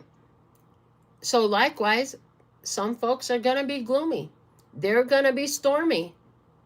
They're not going to like it that you're shining. Somebody here, this message is all about, what are you focused on? Are you looking at how things are going good for you today? Oh my God, I woke up. I'm safe in my home. I can put my coffee on. I can take a shower and the water just comes down. I got a clean towel. I got some clean clothes to put on. I can walk to my kitchen on my own 2 feet where I have food to fix me some breakfast. I have a vehicle to get in, or a bus to catch, or whatever your mode of transportation is. I got a ride today. In other words, it could be fuck, I woke up again today. Perspective is everything is the point. God dang, let me hurry up and put this cup of coffee on. Fuck. God dang, let me go take a shower right quick. What fucking clothes am I going to wear today? God, I had nothing new to wear in a while. Perspective is everything. So for somebody, this message is about, you have so many reasons to be happy, but your point of focus has been on a fucked up perspective. Are you ready to change that? Are you done with that yet? Like, how's that working out for you? So somebody's been totally self-sabotaging the beauty in their life. They haven't realized, like, you got all this shit I see somebody is really an angry soul, and they move around their house and they kick shit out of the way, and they don't take care of their belongings. The sink is stacked up, the dirty laundry stank. They don't even take the shit out of, they still got stinking moldy wash in the wash machine. They ain't clean their tub or their toilet forever. That motherfucker's so nasty. So in other words, what they're saying is, do you remember when you wanted all this shit? You busy kicking around your house. Like that perspective is everything, right? Well, somebody else, there's reasons that they could find to be pissed off, but they just keep going to, damn, I can breathe. Oh, my phone works. Oh my God, look at this transportation I got to get to where I'm glad I got business to take care of today. Oh, I'm so grateful for this fucking sandwich. Somebody eats a sandwich all the time. You're not bitching and complaining because that's like your mainstay meal, because you on a budget right now. You've been trying to get through some things, but instead you give gratitude for that fucking sandwich you have every day, right? Brown bagging it, baby. I get it, right? Your perspective is everything. As you declare it to be, as you focus on something and you look at it with hate or with joy, it's going to return to you with hate or with joy, right? And that's the energy I'm seeing here. Somebody here, you have had a tough go of it in life. So your perspective was grown up to be quite negative. in reality. However, you've been making changes. You realize the value of happiness. So you've been trying to be happy. They're saying a great way to be happy is look at the fucking floor. Be happy you get to walk on that bitch. Maybe think about cleaning that motherfucker up so you can see it better, right? And be happy you got a toilet and it flushes. You might want to clean that up too, right? Be happy you have a trash can and dump that shit. You know what I'm saying? Like, be grateful for what you have. Oh, thank you. Yeah, they say you haven't said that on a while in the channel. In a while on this channel. You used to say it all the time. Yeah, if all you got is one left sock and one right shoe and you curse it, you'll lose your left sock and your right shoe too. But if you can bless it and be grateful for that left sock and that right shoe, before you know it, you're going to have pairs of socks and pairs of shoes. And then you'll have a closet to put them motherfuckers in. Then you're going to be trying to figure out what you're going to do with these ones. Because I didn't even touch those ones. I need to find these ones at home. Maybe I'll take them to the donation basket, you know? Stuff like that. Your perspective is everything. If you despise what you have, you'll find that you won't have it long. If you'll bless and be grateful for what you have, you'll find that you'll have more things that you're grateful for, that you feel blessed to have, right? Now, again, some of you, well, this Five of Swords is also speaking like you out here running around so serendipitous, just happy-go-lucky. Things just seem to work out for you, and it's all got everything to do with you and your positive point of focus, right? And so what's going to happen, this Five of Swords is coming out because these are the people that been living in doom and gloom. And then when they see you, they twist up their face because it's like somebody who's been living in a cave.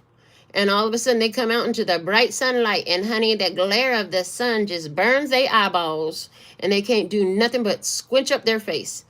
So if that's happening, don't be offended. Just remember, that's their natural response to your energy because you're on a higher frequency, right? And the reason all of that stuff about people damning stuff and all that, I feel like at some point, maybe you were that person too, because I know the fuck I was. And honey, it took me years to figure this shit out. And that's why I can speak what I know, because I know it. I lived it. And I had to learn it the hard way. And nobody was on YouTube or in my face telling me. So, you know, I find a good thing and I spread the news about it. And so that's part of why this channel is actually here. But remember that a lot of the people that don't like you, that's okay. It's okay. They don't have to like you.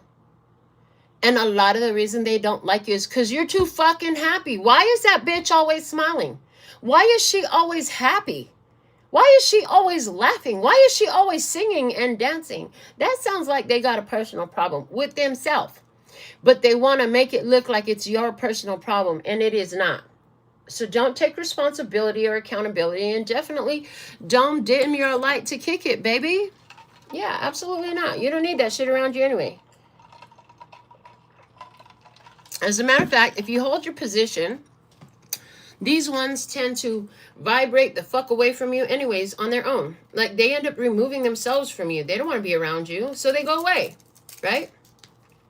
Exactly. And as I look up, I see that.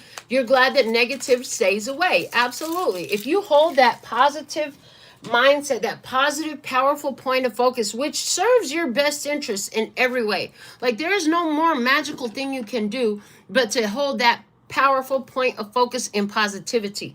The more you can, baby, when I have my difficult times, I'll tell you, I'll be like, you see that trash can right there? My clients laugh at me because I share this with them all the time. I'll be like, I'll be so grateful for the fucking trash can, man, because it's always there. And I use it over and over again. I've had that trash can for years. You see this chair right here? I fucking love this chair right here. You see these fucking floors? These floors are gorgeous. I'm so glad, even when they dirty, I still love the fucking floors. And I'm glad that they get clean. You know what I'm saying? Love that there's flushing water. I mean, get so simple and stupid and mundane with the gratitude, and oh my God, life will literally shift for you. When you pour gratitude and appreciation all over life, that shit works. I'm telling you, I was the angriest, resentful, most bitter person for so long until I was like in my mid-20s. because I started figuring this shit out around 21. I realized I was batshit crazy and I needed to do something. So I started trying to change my mind. It took some time. So now that's coming up. It's like you've been focusing on this positivity and you're saying to yourself, why the fuck do I keep getting negativity? Okay, it's because life is like a conveyor belt system and with the shipping system, right? So the creation is being put together on this conveyor belt. And eventually the conveyor belt will drop it into the shipping box, and then it'll get the little styrofoam eggs in it to protect it from shipping, and then it'll end up at your house. While it's on the shipping on the conveyor belt, you can change your order. But you didn't think about changing some orders. And the thing is, there's a time delay. So while you're saying to yourself, I've been really focused on positivity, I don't understand why stupid shit keeps happening that doesn't make no sense. Baby, when you see the stupid shit happening is when you really, it's most valuable that you go back into your positive point of focus. It's your most powerful point of focus. Because this is residual bullshit that was already coming down the pipeline. You already had ordered it. The order was already on the way. What the fuck you gonna do now? Return that shit when it shows up. That's it. Oh, you know what? I changed my mind. I don't want that no more. Return to sender. Send that shit back. And how do you do that? Go back into your positive, powerful point of focus. Absolutely. Love it. Let's see what else we have. You have the death card in your physical reality. It's a transformation, honey. Okay. There, you know, something has died. Maybe someone has died. Y'all know I had a death recently. But, you know, something has died. It's over. It's never going to be the same. And what I'm getting is that part of you that was so naturally self-sabotaging everything is dead. That's what I'm seeing in this immediately. We'll see what else comes out. But this is happening in your physical reality position right now. Life is changing. Okay, so what I'm hearing is be careful when this happens. Yes, be full of care, because what happens is as the old life goes away, the new life makes you fucking nervous.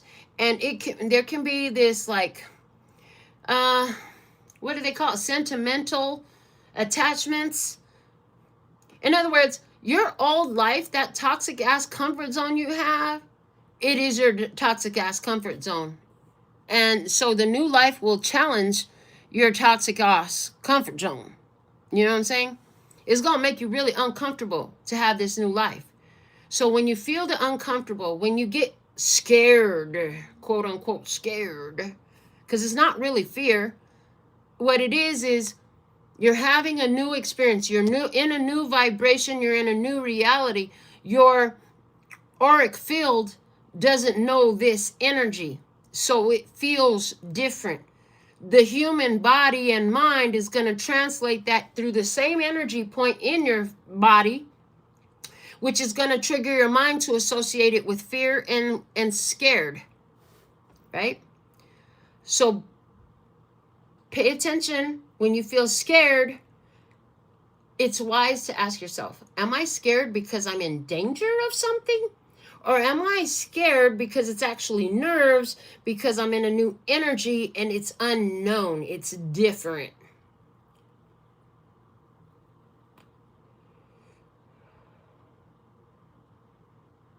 Let me see what's behind you in this. The truth, the Ace of Swords. Baby, I love it.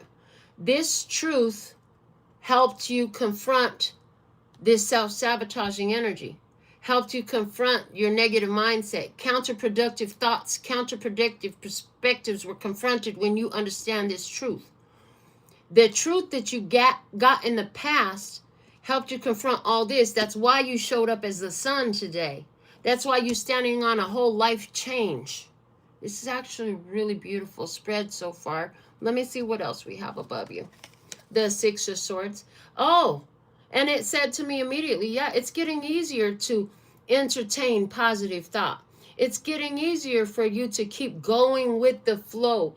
As the flow is turning, in other words, baby, you have been putting in this pure positive energy point of focus thought onto the conveyor belt for so long that although there might still be some shit mixed in from the old train of thought and the old negative point of focus, because you know it was already on order, so now you got to return some shit. But you're also seeing more of the new order coming through. The new orders of pure positive focus. Your pure positive focus orders shit up for you. And you know what? People love to talk about, yeah, you got to be very specific. Well, that's not always the case. As a matter of fact, when you're really figuring this shit out, it's best if you're not very fucking specific, is what I figured out. Because when you get specific, you got to include all the details and all the nuances. And baby, those are long ass checklists. And I had some shit so on point, but then I forgot other little details. And yeah, what materialized was great until it got to a certain point, which taught me, rather than be so focused on specifically what I want, just let the universe show me what do I want that matches this pure positive point of focus in my life. As I sit in gratitude and appreciation for everything that I have, even the most difficult things I can find gratitude, appreciation for, practice that skill. That's what you want to do. Because the more you focus there, you don't have to be specific. Everything that comes in that goes on to the conveyor belt, that gets dropped eventually in the shipping and packing box, is going to match the vibration of this. And at that point, does it fucking matter? You know, if you just surrender to what the universe has devised for you, you open yourself up to all sorts of possibilities of what you don't even fucking know exists. There's so much on this planet that I don't care how smart you are, there's still something on this planet you don't know about. Okay? And I know there's a lot that I don't know about.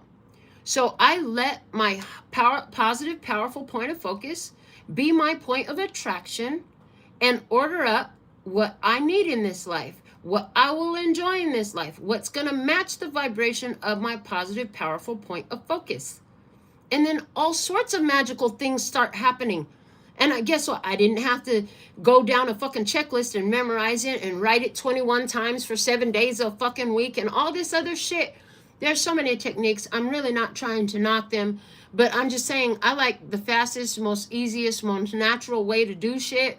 I'm a mentalist. Above all, I believe that I can do it just with a single thought. I don't have to repeat shit and it fucking works. The only thing I have to repeat is get up, eat, shit, sleep, and have a good day. That's my repeat list, right? But as far as trying to obtain something or have an experience, I found the more I try to make it specific according to details, oh my God, I always left something out. I left something out, man, every time. So your powerful point of focus will attract to you exactly things that match that vibration.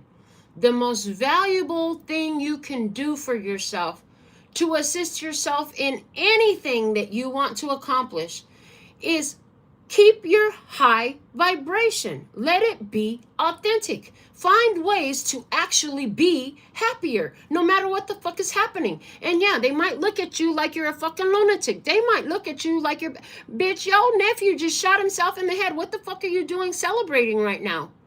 Well, guess what? Even with that, I was able to find reasons to be grateful, believe it or fucking not.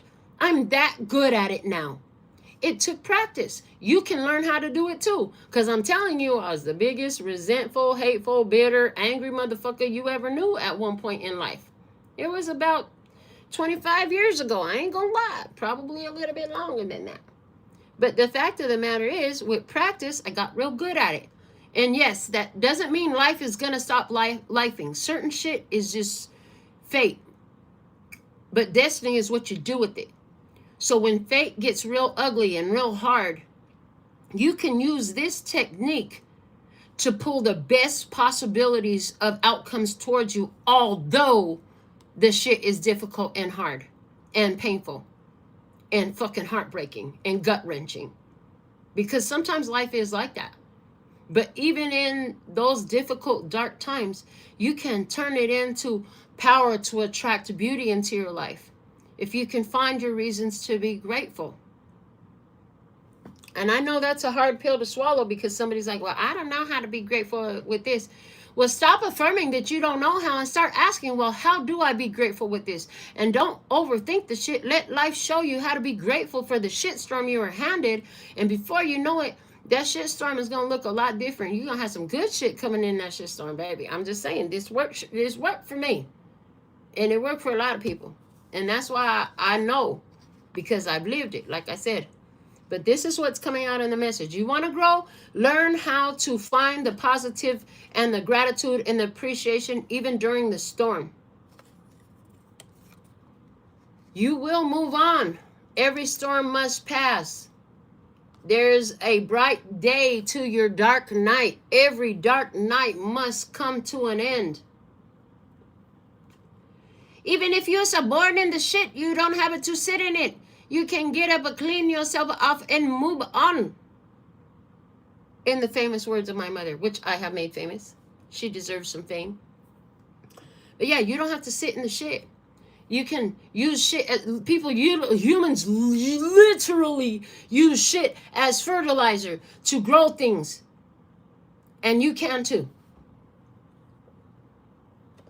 Turn that shit storm into your life's mulch, baby. Fertilize with it. What do you want to fertilize? Something that feels fucking fantastic. Because you're going to fertilize something with it. I promise that. If you want to get down and go down into depression and just keep feeding that ugly, then that's exactly what you're going to see more of. Because that's your point of focus. But if you can find the reasons to be grateful and appreciative of whatever storm you're living through, you will find that. Your point of focus is everything. Most important thing you can do is watch what you're focused on. Let's see some more. Page of Pentacles. You're looking at an actual thing or a person. You're looking at the way you use your time. Heavy emphasis on that. They're saying you're looking at the way you use your time. Okay, thank you. Thank you. Haven't used that on the channel in years, they said. If your natural state of being was to, like me, literally, I think I was very negative Nancy, sad Sally, Debbie Downer, all that shit, for probably 85% of my waking life at one point. Legit. That, at least, if not more some days. I was really in a fucked up headspace for a long time. But if you can just, even if it's just a couple percentage or 1% today, if every day you can just take an extra minute to be grateful. Let me tell you how I got obsessed with this. When I started realizing that my negative point of focus was creating all these fucked up experiences for me because that's what I was focused on, I got so diligent. I went through my phone, and during my waking hours, I set an alarm to go off every half an hour. And the iPhone allows you to change the title or the name of the alarm so it doesn't just say alarm. And so I would put in gratitude. In the beginning, I just used the word gratitude, right? To remind me to find something right now to be grateful for, bitch. So I could raise a percentage of time where I was actually in gratitude and lower the percentage of time that I was in negativity. Over the years, those alarm names got evolved. And it's like magic, miracles, and money come to me in all ways, on all days. Like, I got real creative with that shit. I turned the alarm titles into affirmations, right? I almost never use alarms anymore because I don't really require them often at all.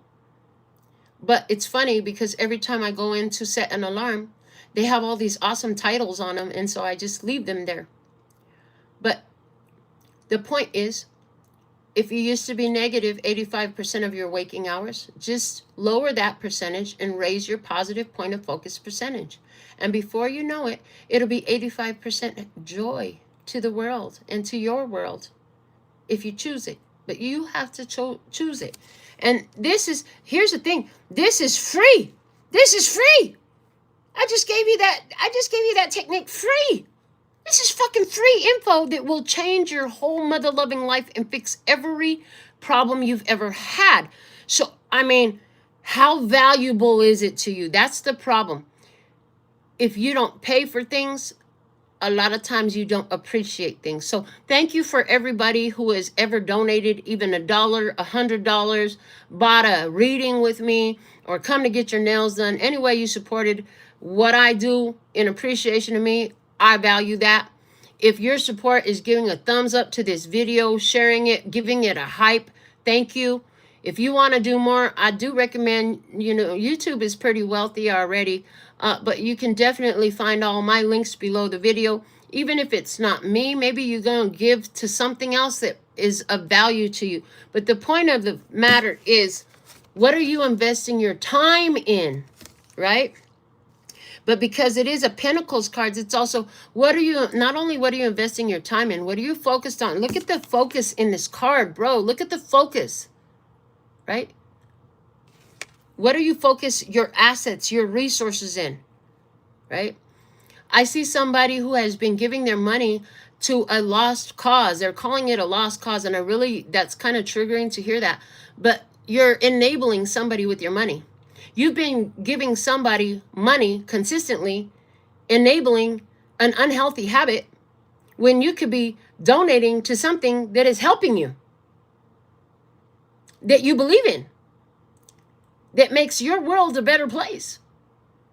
So that's coming up, and you're looking at that right now. You're looking at what you're investing your time in. You're looking at what you're investing your energy in. You're looking at what you're investing your focus on. And you're elevating it to that powerful point of focus. Let's see some more. The Page of Wands. People can see that you have changed the way you do things. Yeah. People are noticing that you're different. I'm different. Yeah, I'm different. Okay. Middle finger up to the competition. There is no competition. You ain't competing with nobody but who you used to be. You ain't competing with nobody but that negative point of focus you used to have. And now you're like, fuck this. We're positively oriented now. And again, I want to reiterate, when I talk about being positively oriented or positively focused, it doesn't mean life is fucking sunshine and rainbows all goddamn long. As a matter of fact, that's why you show up as a sun, baby. We need some sun around this bitch. You gonna have to be it in many of the cases. And how can I be the sun now? How can I still shine even though it's raining right up here in my own fucking house at this time? How can I be the sun anyways? This is one of the hardest situations and one of the most difficult times of my life. But how can I still be the sun although? Because you know what? Going down in the dump ain't going to help me or anyone else. And I know that now. And so people are looking at you like, boy, you doing things different. You different. You different, baby. Okay, that's fine. Let's see some more. 7 of Wands. This is looking like all of lifing, trying to knock you off of your pedestal, trying to knock you off of your high vibration. You are in a high vibration and you got to defend that. You feel like you need to defend yourself sometimes. The best way to defend yourself is focus. Focus, focus, focus. When hocus pocus, focus, hocus pocus, focus. I actually have this small piece of artwork in my house and it literally says hocus pocus, focus. And I see it every time I come into my bedroom. It's right next to my bedroom door. So even if I don't think about looking at it, it's there. It's observable to my subconscious. What are you surrounding yourself with? I'm hearing. So this is everything about protecting your position, doing things that feel right to you, even if they go against the grain, doing things that are in alignment with your elevated sunshiny vibration, even if it doesn't make sense to the other people. Oh, fucking well. You can love them and do everything you can to give them the best life. And you think that, you've overcome so much and you've grown so much and they could still fucking pick you to shreds because they don't see you the way you see yourself. I mean, and that's okay. That's their truth. It's not your truth. So you keep on being the sun. You keep on taking care of you. If you want to be better, if you want them to be better, the best thing you can do is be better. Because, if ain't nobody holding that high vibration frequency, it's just not to be found. And then we'll be in a dark night because there won't be no sun. So hold that vibration, right? Let me see what else. The Hermit. Remember, as you are using your powerful point of focus and you're communicating effectively, and you're considering things about your life and how you're using your point of focus and your resources and your time and your energy, that at the end of the day, this is your life journey. How do you want to journey? You can hold your light up and you can go your own way. Or you can decide that I'm Mr. Lonely. I have nobody for my own. Now, life, even when you're surrounded by people, is still a solo journey. Make it the best one you can. Make it the best one you can. This is your life. And this, okay, thank you. Yeah, they're bringing it up. Stairway to Heaven, baby, Led Zeppelin. Yeah, they're bringing it up because this was the album cover for that album from Led Zeppelin. The Hermit card was in the album cover. Yeah. Yeah. And the lyrics to that song are something else, honey. When I tell you that, okay, hold on, I'm going to look it up. They're like, well, why don't you just tell them? I got you. Now listen to this. There's a lady who's sure all that glitters is gold, and she's buying a stairway to heaven. When she gets there, she knows if the stores are all closed, with a word, she can get what she came for. Ooh, and she's buying a stairway to heaven. There's a sign on the wall, but she wants to be sure, 'cause you know sometimes words have two meanings. In a tree by the brook, there's a songbird who sings. Sometimes all of our thoughts are misgiven. There's a feeling I get when I look to the west, and my spirit is crying for leaving. In my thoughts I have seen rings of smoke through the trees, and the voices of all who stand looking. And it's whispered that soon, if we all call the tune, then the piper will lead us to reason, and a new day will dawn for those who stand long, and the forests will echo with laughter. If there's a bustle in your hedgerow, don't be alarmed now. It's just a spring clean for the May Queen. Yes, there are two paths you can go by, but in the long run, there's still time to change the road you're on.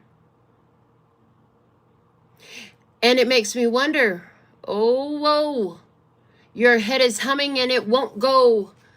In case you don't know, the piper's calling you to join him. Dear lady, can you hear the wind blow? And did you know your stairway lies on the whispering wind? And as we wind on down the road, our shadows taller than our soul, there's a lady we all know who shines white light and wants to show how everything still turns to gold. And if you listen very hard, the tune will come to you at last, when all are one and one is all, to be a rock and not to roll, and she's buying a stairway to heaven. And there's the fee. There's the fee for the stairway to heaven. It's your powerful point of focus. And then, all that glitters still turns to gold. I mean, the sun tends to be goldish. I'm just saying. What's at the bottom of this deck here? Lord of mercy is the Page of Cups. Hope, wishing, dreaming, playfulness, lightheartedness. Make the wish. You don't know which ones will come true, but none of them will come true if you don't make them. Try to find more ways to turn it into play. You hate it, you don't like it. How can you turn it into play? In your own head, at least. It benefits you. It'll help increase your powerful point of focus. The percentage of time you spend there. You learned that this was the truth before you got here. So apply that. The High Priestess, because she's the lady that knows. She shines white light, and she wants to show you that everything still turns to gold. This is the guidance for growth. And with that, we're going to give you a yes or no answer to your personal question. Those lyrics have so much in them. I don't know if you heard them and the way that I know them, but when I've heard this song my whole life. And when I was in karaoke, the first couple of years when I was heavily into karaoke, somebody sang it. And for the first time in my life, I read the lyrics. And when I tell you, it resonated so deeply in my soul that's now one of my favorite songs because the lyrics hold so much meaning. When I found the Hermit card on the album cover, one of the guys at the bar showed it to me. I was floored because I just painted myself as the Hermit. The Hermit is the soul seeker. The Hermit is the philanthropist. The Hermit is a spiritual guidance. The Hermit is a person that trusts themselves and acts in trust with themselves. The Hermit is a person that knows that they can find the light in everything and light their own path. The Hermit doesn't ask anybody for advice. The Hermit doesn't look to anyone else for guidance. The Hermit just knows and lives in harmony with that. Yeah, that song is amazing, and I had to calm my ass down because my grandson's sleeping on the sofa, and had I sang the rest of that, this whole building would have been woke up. Let's get your yes or no answer. Yes or no does not mean good or bad. It simply means yes or no. So whatever you are asking about, here comes your answer. Yes is your answer. And it is an Ace of Wands, and it came out the 6th card. And just so you know, the devil is at the bottom of the deck. So there's that. Okay, yes is your answer. The 6th card was the Ace of Wands. This is what we have for you at this time. I'm so thankful and grateful for the growth on our channel because it's indicative of the sun shining all over in more places of the earth. It is indicative of our high vibrations spreading and growing. And I give you a yes or no at the end of all of these videos. So if you've watched them, they will work for you one time. If you want to do it on the next one, make sure you're getting the live notifications because I like to record live because I don't have time limits or delays on uploads. It's simple and raw, uncut. I don't filter. I don't add shit in. I give you the message as I get it. I'm not that reader that pulls the cards first, meditates on them for days, and then comes on and tells you about it. Not that there's anything wrong with that. I'm more raw, real, and in the moment. And I give you everything I hear and everything I say. I don't tell you to come find me on Patreon later for more. So, if all of you each donated $1 for each video, you would really help boost my finances. And that would be really awesome. But just the fact that you show up and you give your thumbs up, you participate in the chat, you bring your good vibes, you keep coming back, that's even enough. For those of you who have donated cards to the channel, like we have this whole collection. We have almost 300 decks of cards now. And a lot of you have contributed to this collection. And, I was given a vision that I would have one of the largest tarot libraries by the time I passed through this life. And I use them here with you all to deliver these messages because I believe that the more empowered each one of us is, the more empowered humanity as a whole is.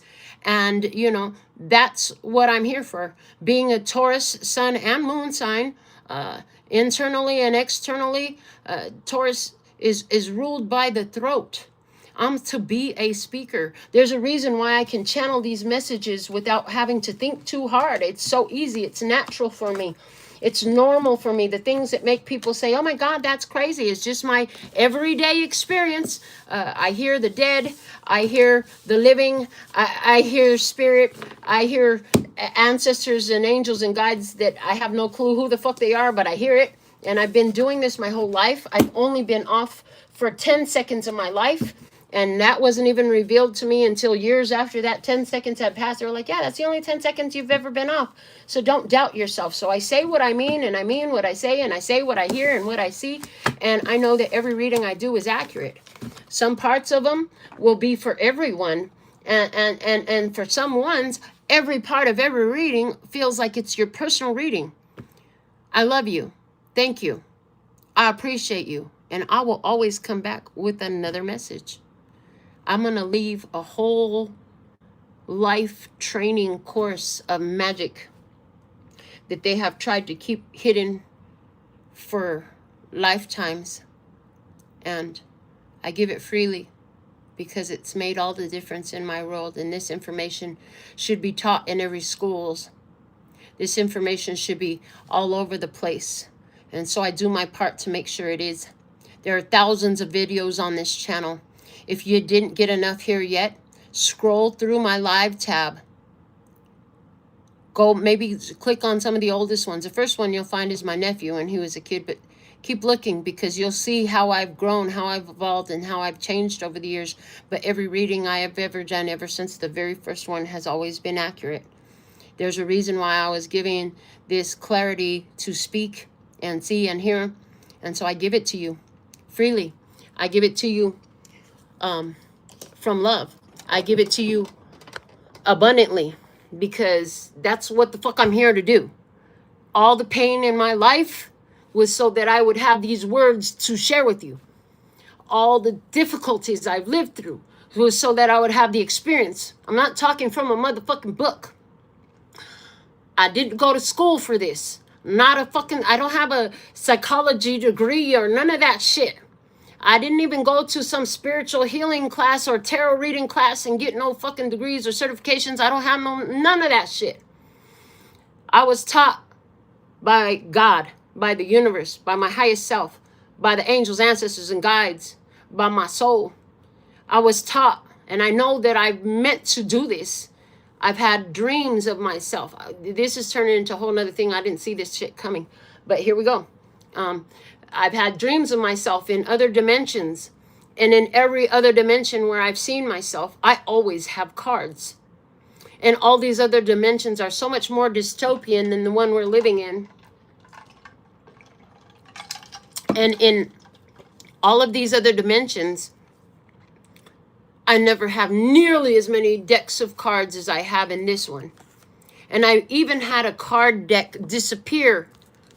And I was shown that me in another dimension needed to use them. They were gone for like a month. And then they showed up like a month later in the middle of my bed, just like I left them. Oh, except for they were under the bed on the floor, not in the middle of the bed where I left them when they fucking disappeared. Mind you, the bottom of my bed is always empty. I believe clear energy flow. If the bottom of your bed is got shit under it, bro, do yourself a favor and empty it. There should be nothing under your bed. That needs to be a clear energy flow place. It shouldn't be. A lot of people put a lot of shit under their bed. That's not a good idea. But I know I'm meant to do this. And when I started this, it was part of helping me heal and receive messages and contribute surrounding the processing of my father's suicide. Like I finally started, like I said, find a reason to be grateful for the fucking shitstorm in your life. Legit, that's what I did. And when I started this channel, that's what I was realizing was my reasons to be grateful for this shitstorm in my life. And I pulled the cards, and I've told this recently, and I'm going to tell it again. If you don't want to hear, you can click off, but if you want to hear, then stick around. I asked what was the benefit of me reading these cards. This is the deck. Well, this is one of the first decks I bought in Denver. When I went to visit Denver years ago, Dominic was still a little kid. And this was the deck I used when I asked, what's, look at me, I got a dirty shirt. What's the outcome of me reading cards like this? And the card that came out was the card of love. It was the love card. And so I asked a follow-up question. I said, and what, because I have been getting this calling on my soul to read on YouTube. Read on YouTube. Like, make videos on YouTube of you reading cards. And I'm like, do what? Me do what? Like, I barely started reading. What are you talking about? So I asked, well, what happens if I read the cards on YouTube? And this card came out. It's the Sea of Love. And ever since then, I started recording videos on YouTube. And I took a picture of these cards side by side, just like this. And I put it on my Facebook for the Love, Peace, and Happiness Tarot. If you want to join on Facebook, it's LPHtarot. I literally am just posting these videos on there. I haven't really been active on any social media like that too much, except for posting my videos. But yeah, there's a community tab. I mean, there's a community on there. It used to be really active. I used to invite people to get on there and talk and all the stuff. And I kind of let off of that. It seemed to be not as important as getting the messages out. But it's there, and that picture is still up there. And that's why I got into doing this. And I know that life gets really hard for all of you at some point. And in the years of doing this, like, one of my things that was of value to me in the beginning when I decided to do this was, you know, if even one person could benefit themselves, have a better experience, live and learn from my lessons that I had lived and learned, if I could share the answers to problems with anyone and help just one person, then it would be worth it. And in the many years that I've been putting these thousands of hours of my life on YouTube, and gone through some fucking hell right here on YouTube, so many different ones have reached out and let me know that meeting me through YouTube has changed their life. I've even had ones who had, there's been a couple who have said, you know, I was on the point of committing suicide when I found your channel, and I didn't, because I found your channel. And that meant a lot for me, because it was suicide that was the core of my pain that unleashed. Oh, thank you. Yeah, that Rumi quote. They're showing me the Rumi quote to talk about that a little bit. But yeah, it was the core of my pain. It was the wound that the light enters. There's a quote from Rumi. The wound is where the light enters.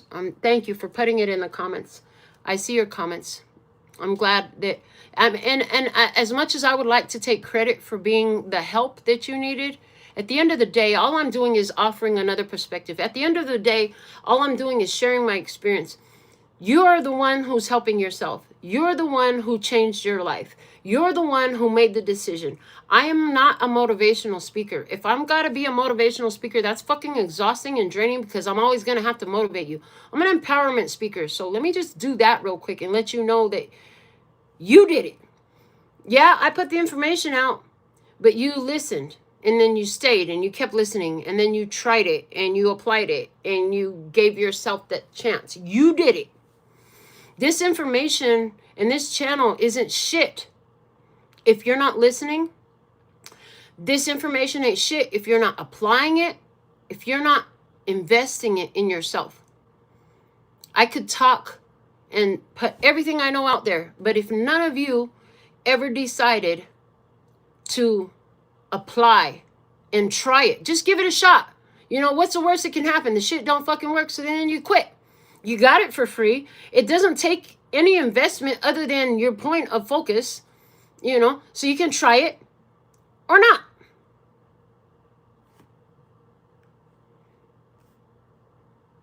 But at the end of the day, if it's working for you, it's because you decided to hear it. with an open mind, to consider another perspective, and to really apply it for yourself. So I didn't help you. You helped yourself when you came into another type of awareness.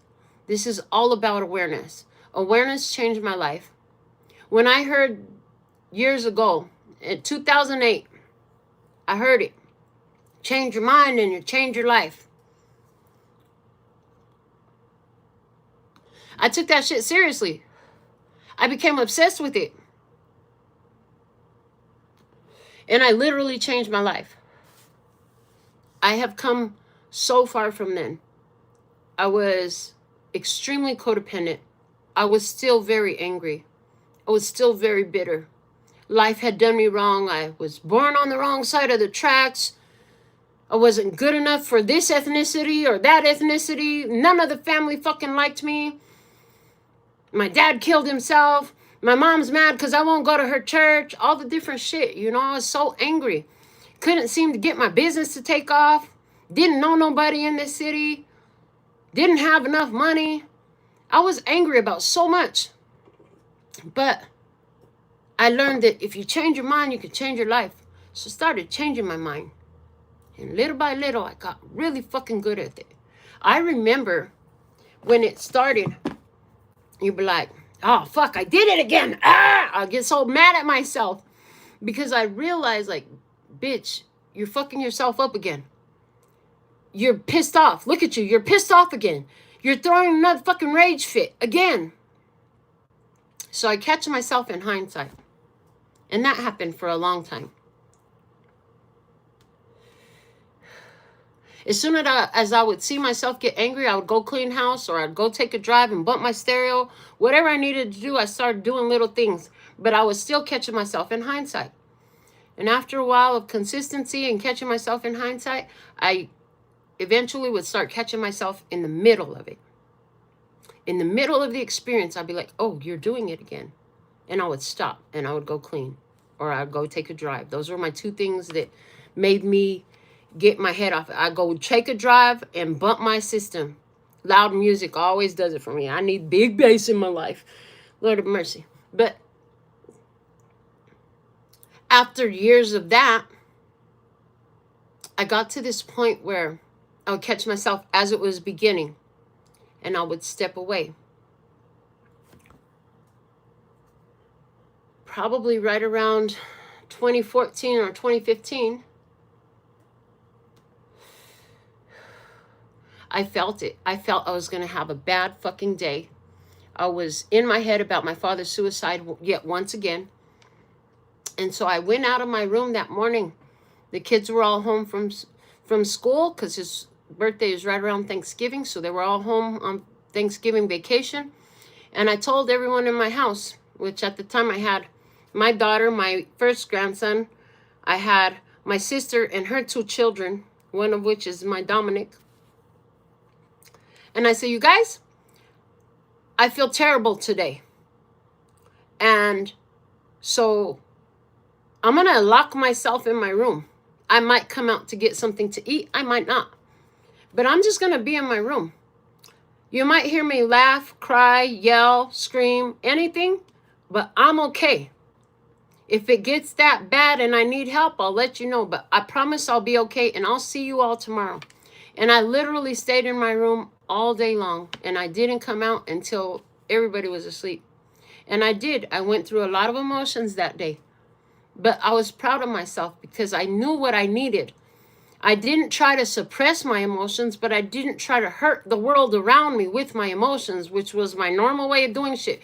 Because if I had a bad day, everybody was going to have a bad fucking day. And even people that didn't know me but crossed me in the street was about to have a bad day. And at some point, I want to say around 20 years after I started, because I started this when I was 21 and I'm 48 now. At some point about 20 years later, I realized I had gotten pretty fucking good at this. And I realized, like, I don't even go there no more. Like, before, like, my nature changed. My nature changed. It used to be my way of being to throw a fit, go into a rage, break shit, yell at people, fight. And I stopped, and I just wasn't doing that anymore. I got ahead of it. I still had some challenges whenever it was a couple weeks before my cycle would come. My brain would go too much. And then I started catching that. I realized, oh, this is a habit. Okay. This is around 2 weeks before my cycle. Every time this happens, I started to see the pattern. It's important to recognize patterns. That's a gift. I didn't know that seeing patterns was a fucking gift. Practice seeing your own patterns because they're going to tell you a lot. But now as I sit, it takes a lot to get me angry. And I don't know the last time I've actually been angry. I've been sad. I've been upset. I've been hurt. I've cried. But it lasts so short. A friend of mine said, Melinda, I don't know how you always bounce back from heartbreak as fast as you do. And I said, well, honey, after you've had enough heartbreaks, it's so strong, it's hard to break it anymore. But I've been practicing this for a long time. It's not that the shit doesn't hurt me. It's just that I only let it hurt me for so long, and then I keep living my life. So keep living. That's great advice. I've been saying that a lot lately with this suicide. Is, you know, we have to keep living. We have to keep living no matter what. So make sure you eat. Make sure you drink some water. Make sure you eat some food. Eat something healthy and keep living. But you can change your life. And you can change your mind. And just like my mother said, just because you're so born in the shit don't mean you have to sit in it. You can get up and clean yourself off and move on. You don't have to be angry. You were not born on the wrong side of the tracks, like I thought I was for so long. And let me tell you something. I'll always remember the first time I talked on YouTube about my father's suicide. I received a very long, detailed email from a lady named Edna Stewart. And thank you, Edna. If you still watch, I will be grateful to hear from you again. But she wrote me a long email and she said she knew it was me. She said she heard about my father's suicide when it happened. My father's suicide was in Denver, Colorado. And she was stationed with her husband in California. And it came on the news there. And so she said ever since then she had been praying for me. Now, mind you, I'm not a religious person, but I do believe in intention and focus. And that's what prayer is. So I believed it. Because she said that she knew that God must have had a big purpose for my life. For me to have experienced such pain at such a young age. Because she too had her own personal tragedies.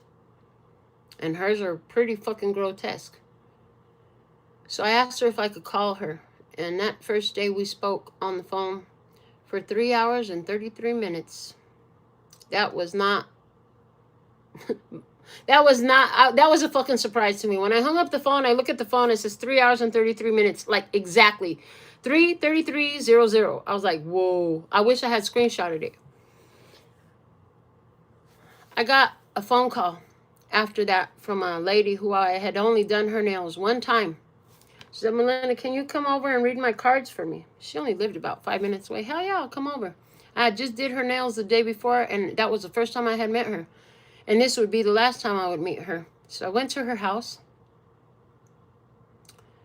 And before I could do her reading, I had to tell her what I had just experienced. I said, well, this lady, and I told her the whole thing I just told you. And her response had me confused for a moment because she said, oh my God, that was you? And I'm like, yeah, that was me. And she said, I used to live in Denver. I remember when that happened. I was fucking mind blown. Because you got to understand, my father's suicide was in 1993. This happened after 2016. This day that I'm talking about was probably 2017, 2018 when it happened. That's a lot of years in between.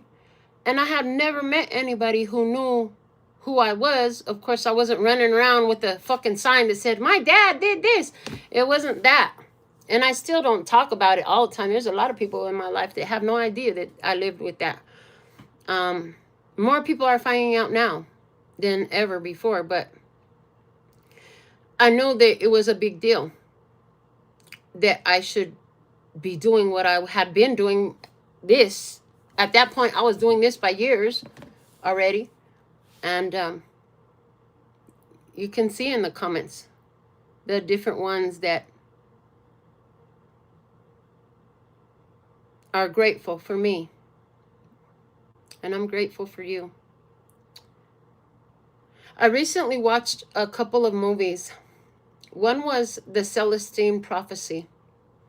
The other was The Shift. The Celestine Prophecy is a fictional movie based on this man. I think the man's name is John Radcliffe, which, as I'm saying that out loud, I hope that's right, because John was what they call, my dad was Johnny, so that's kind of wild too. But The Celestine Prophecy is an older movie. It talks about a sacred scroll that they found, an ancient scroll in Peru. So the man goes to Peru.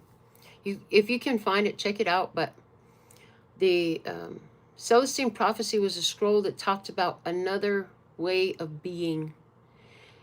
It awakened people's minds to energy and how energy flows in between people and in nature, and being kind and being considerate.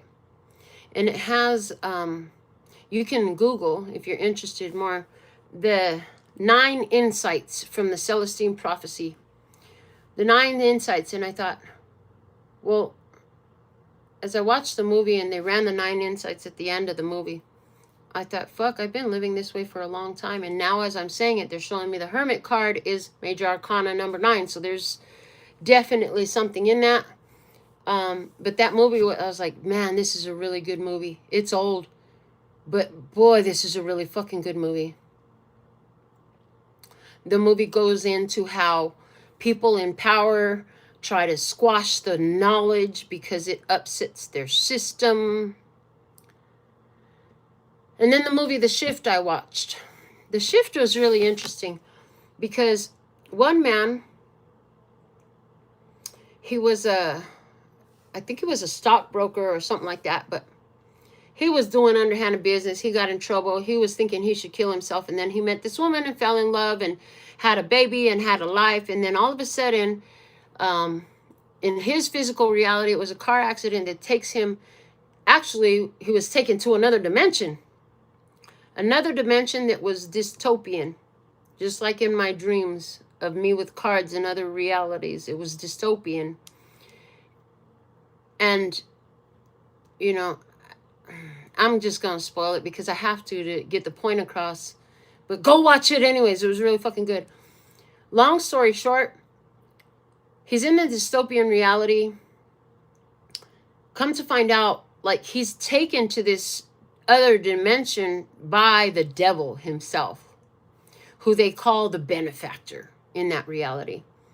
And what you discover is that this whole other dimension was devised to be his hell for all the alternate dimensional realities of him. It's like every so often, the benefactor shows up with a different reality version of this same guy at the same place. And it's like different townspeople who live there all have to show up and play a role and sit in the restaurant at the threat of death to be part of the society, because the versions of him don't know.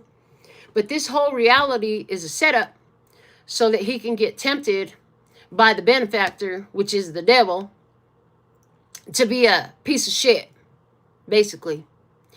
And all the other dimensional reality versions of him accepted the deal, except for him. That one version of him would not accept the deal. So he wasn't allowed out of that place. But he didn't give up. And so I just thought, boy, these movies are kind of mind-bending a little bit, especially the second one, but there's a lot of truth to that, you know. Sometimes it feels like the whole fucking world is against you. And I'm going to tell you one thing that kept me going. When it feels like the whole world is against me, you know, is that I must be fucking doing something right and the devil is pissed the fuck off. Yay! Good job. Keep going. The devil must be really fucking mad. Yeah. My nephew's funeral was yesterday. Some of you know that. That was an interesting day. I did well with it. I wasn't expecting the curveball that was thrown at me this morning when somebody who I love very much had a lot of things to say to me. There, you know, two people's truths can be completely opposite about the same situation.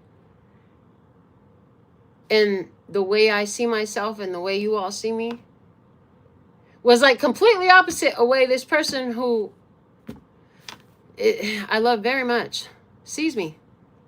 And it felt like I was being attacked.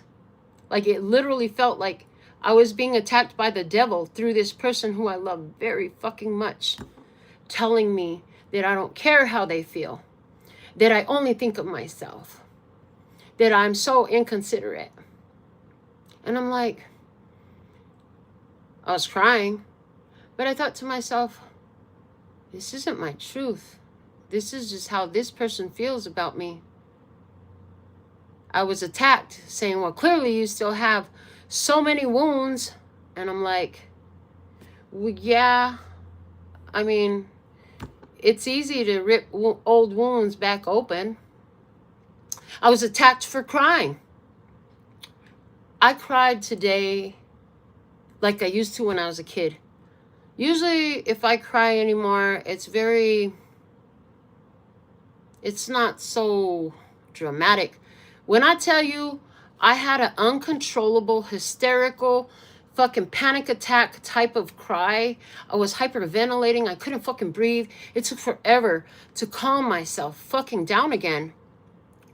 And I thought, well, I think I'm going to give that person some space for a while. Because clearly they don't really, I mean, they might love me too, but they don't really like me. And the way they see me is really toxic. And I don't want to be that to them. So that was a cold pill to swallow. But again, I go back to, I'm only sharing this with you because you need to know that sometimes it feels like the whole fucking world is out to get you, bro. Even the people you love the fucking most. The people you've gone to bat for, gone to battle for. You've done everything in your fucking life for them.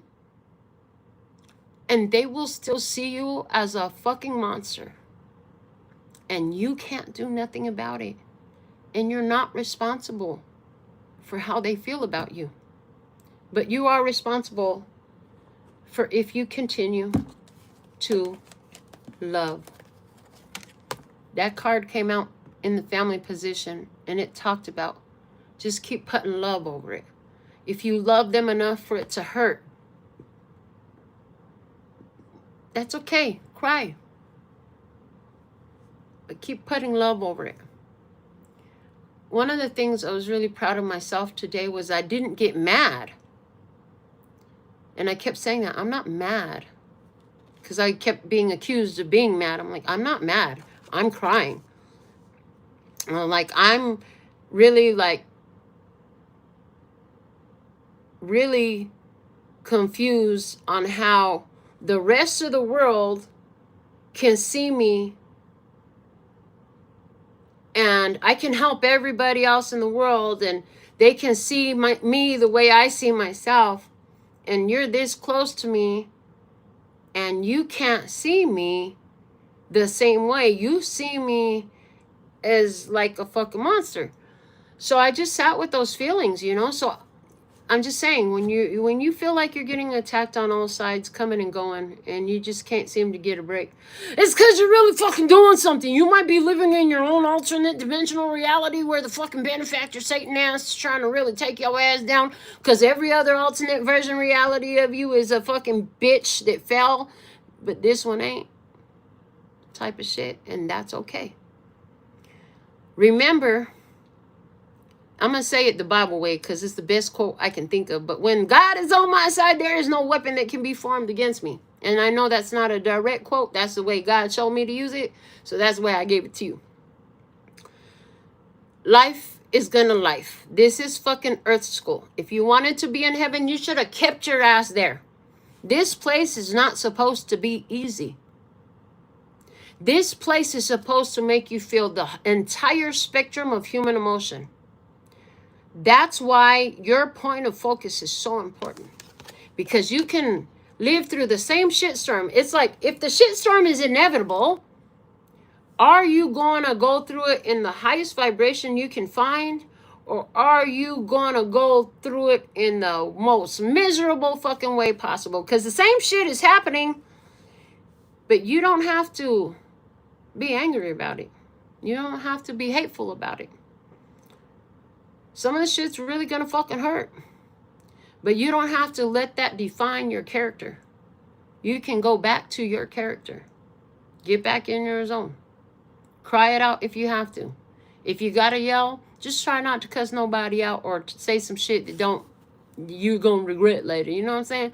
You need to punch something. Can you find a pillow instead of a face or a wall? Walls are costly if you keep punching that shit. Trust me. If you got to break something, they have these places called smash rooms.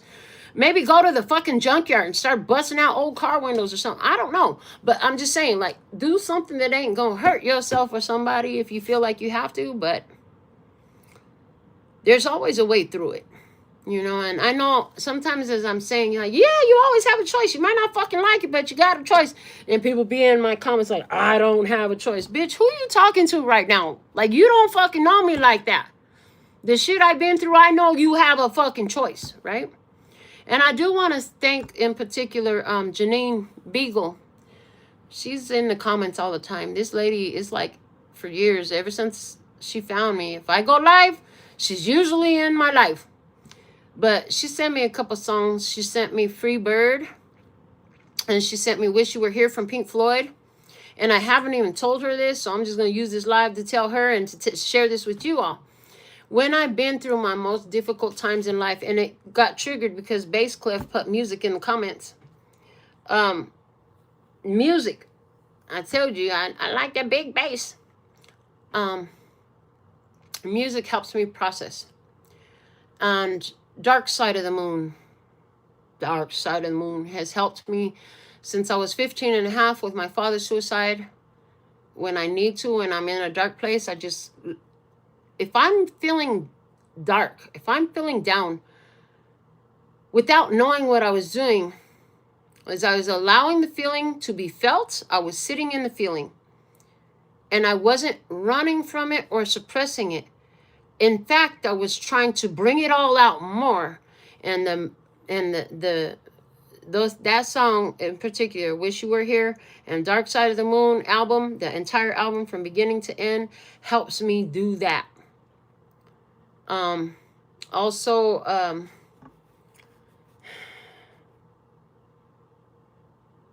can't even remember it anymore. I haven't listened to it for so long with my father's death.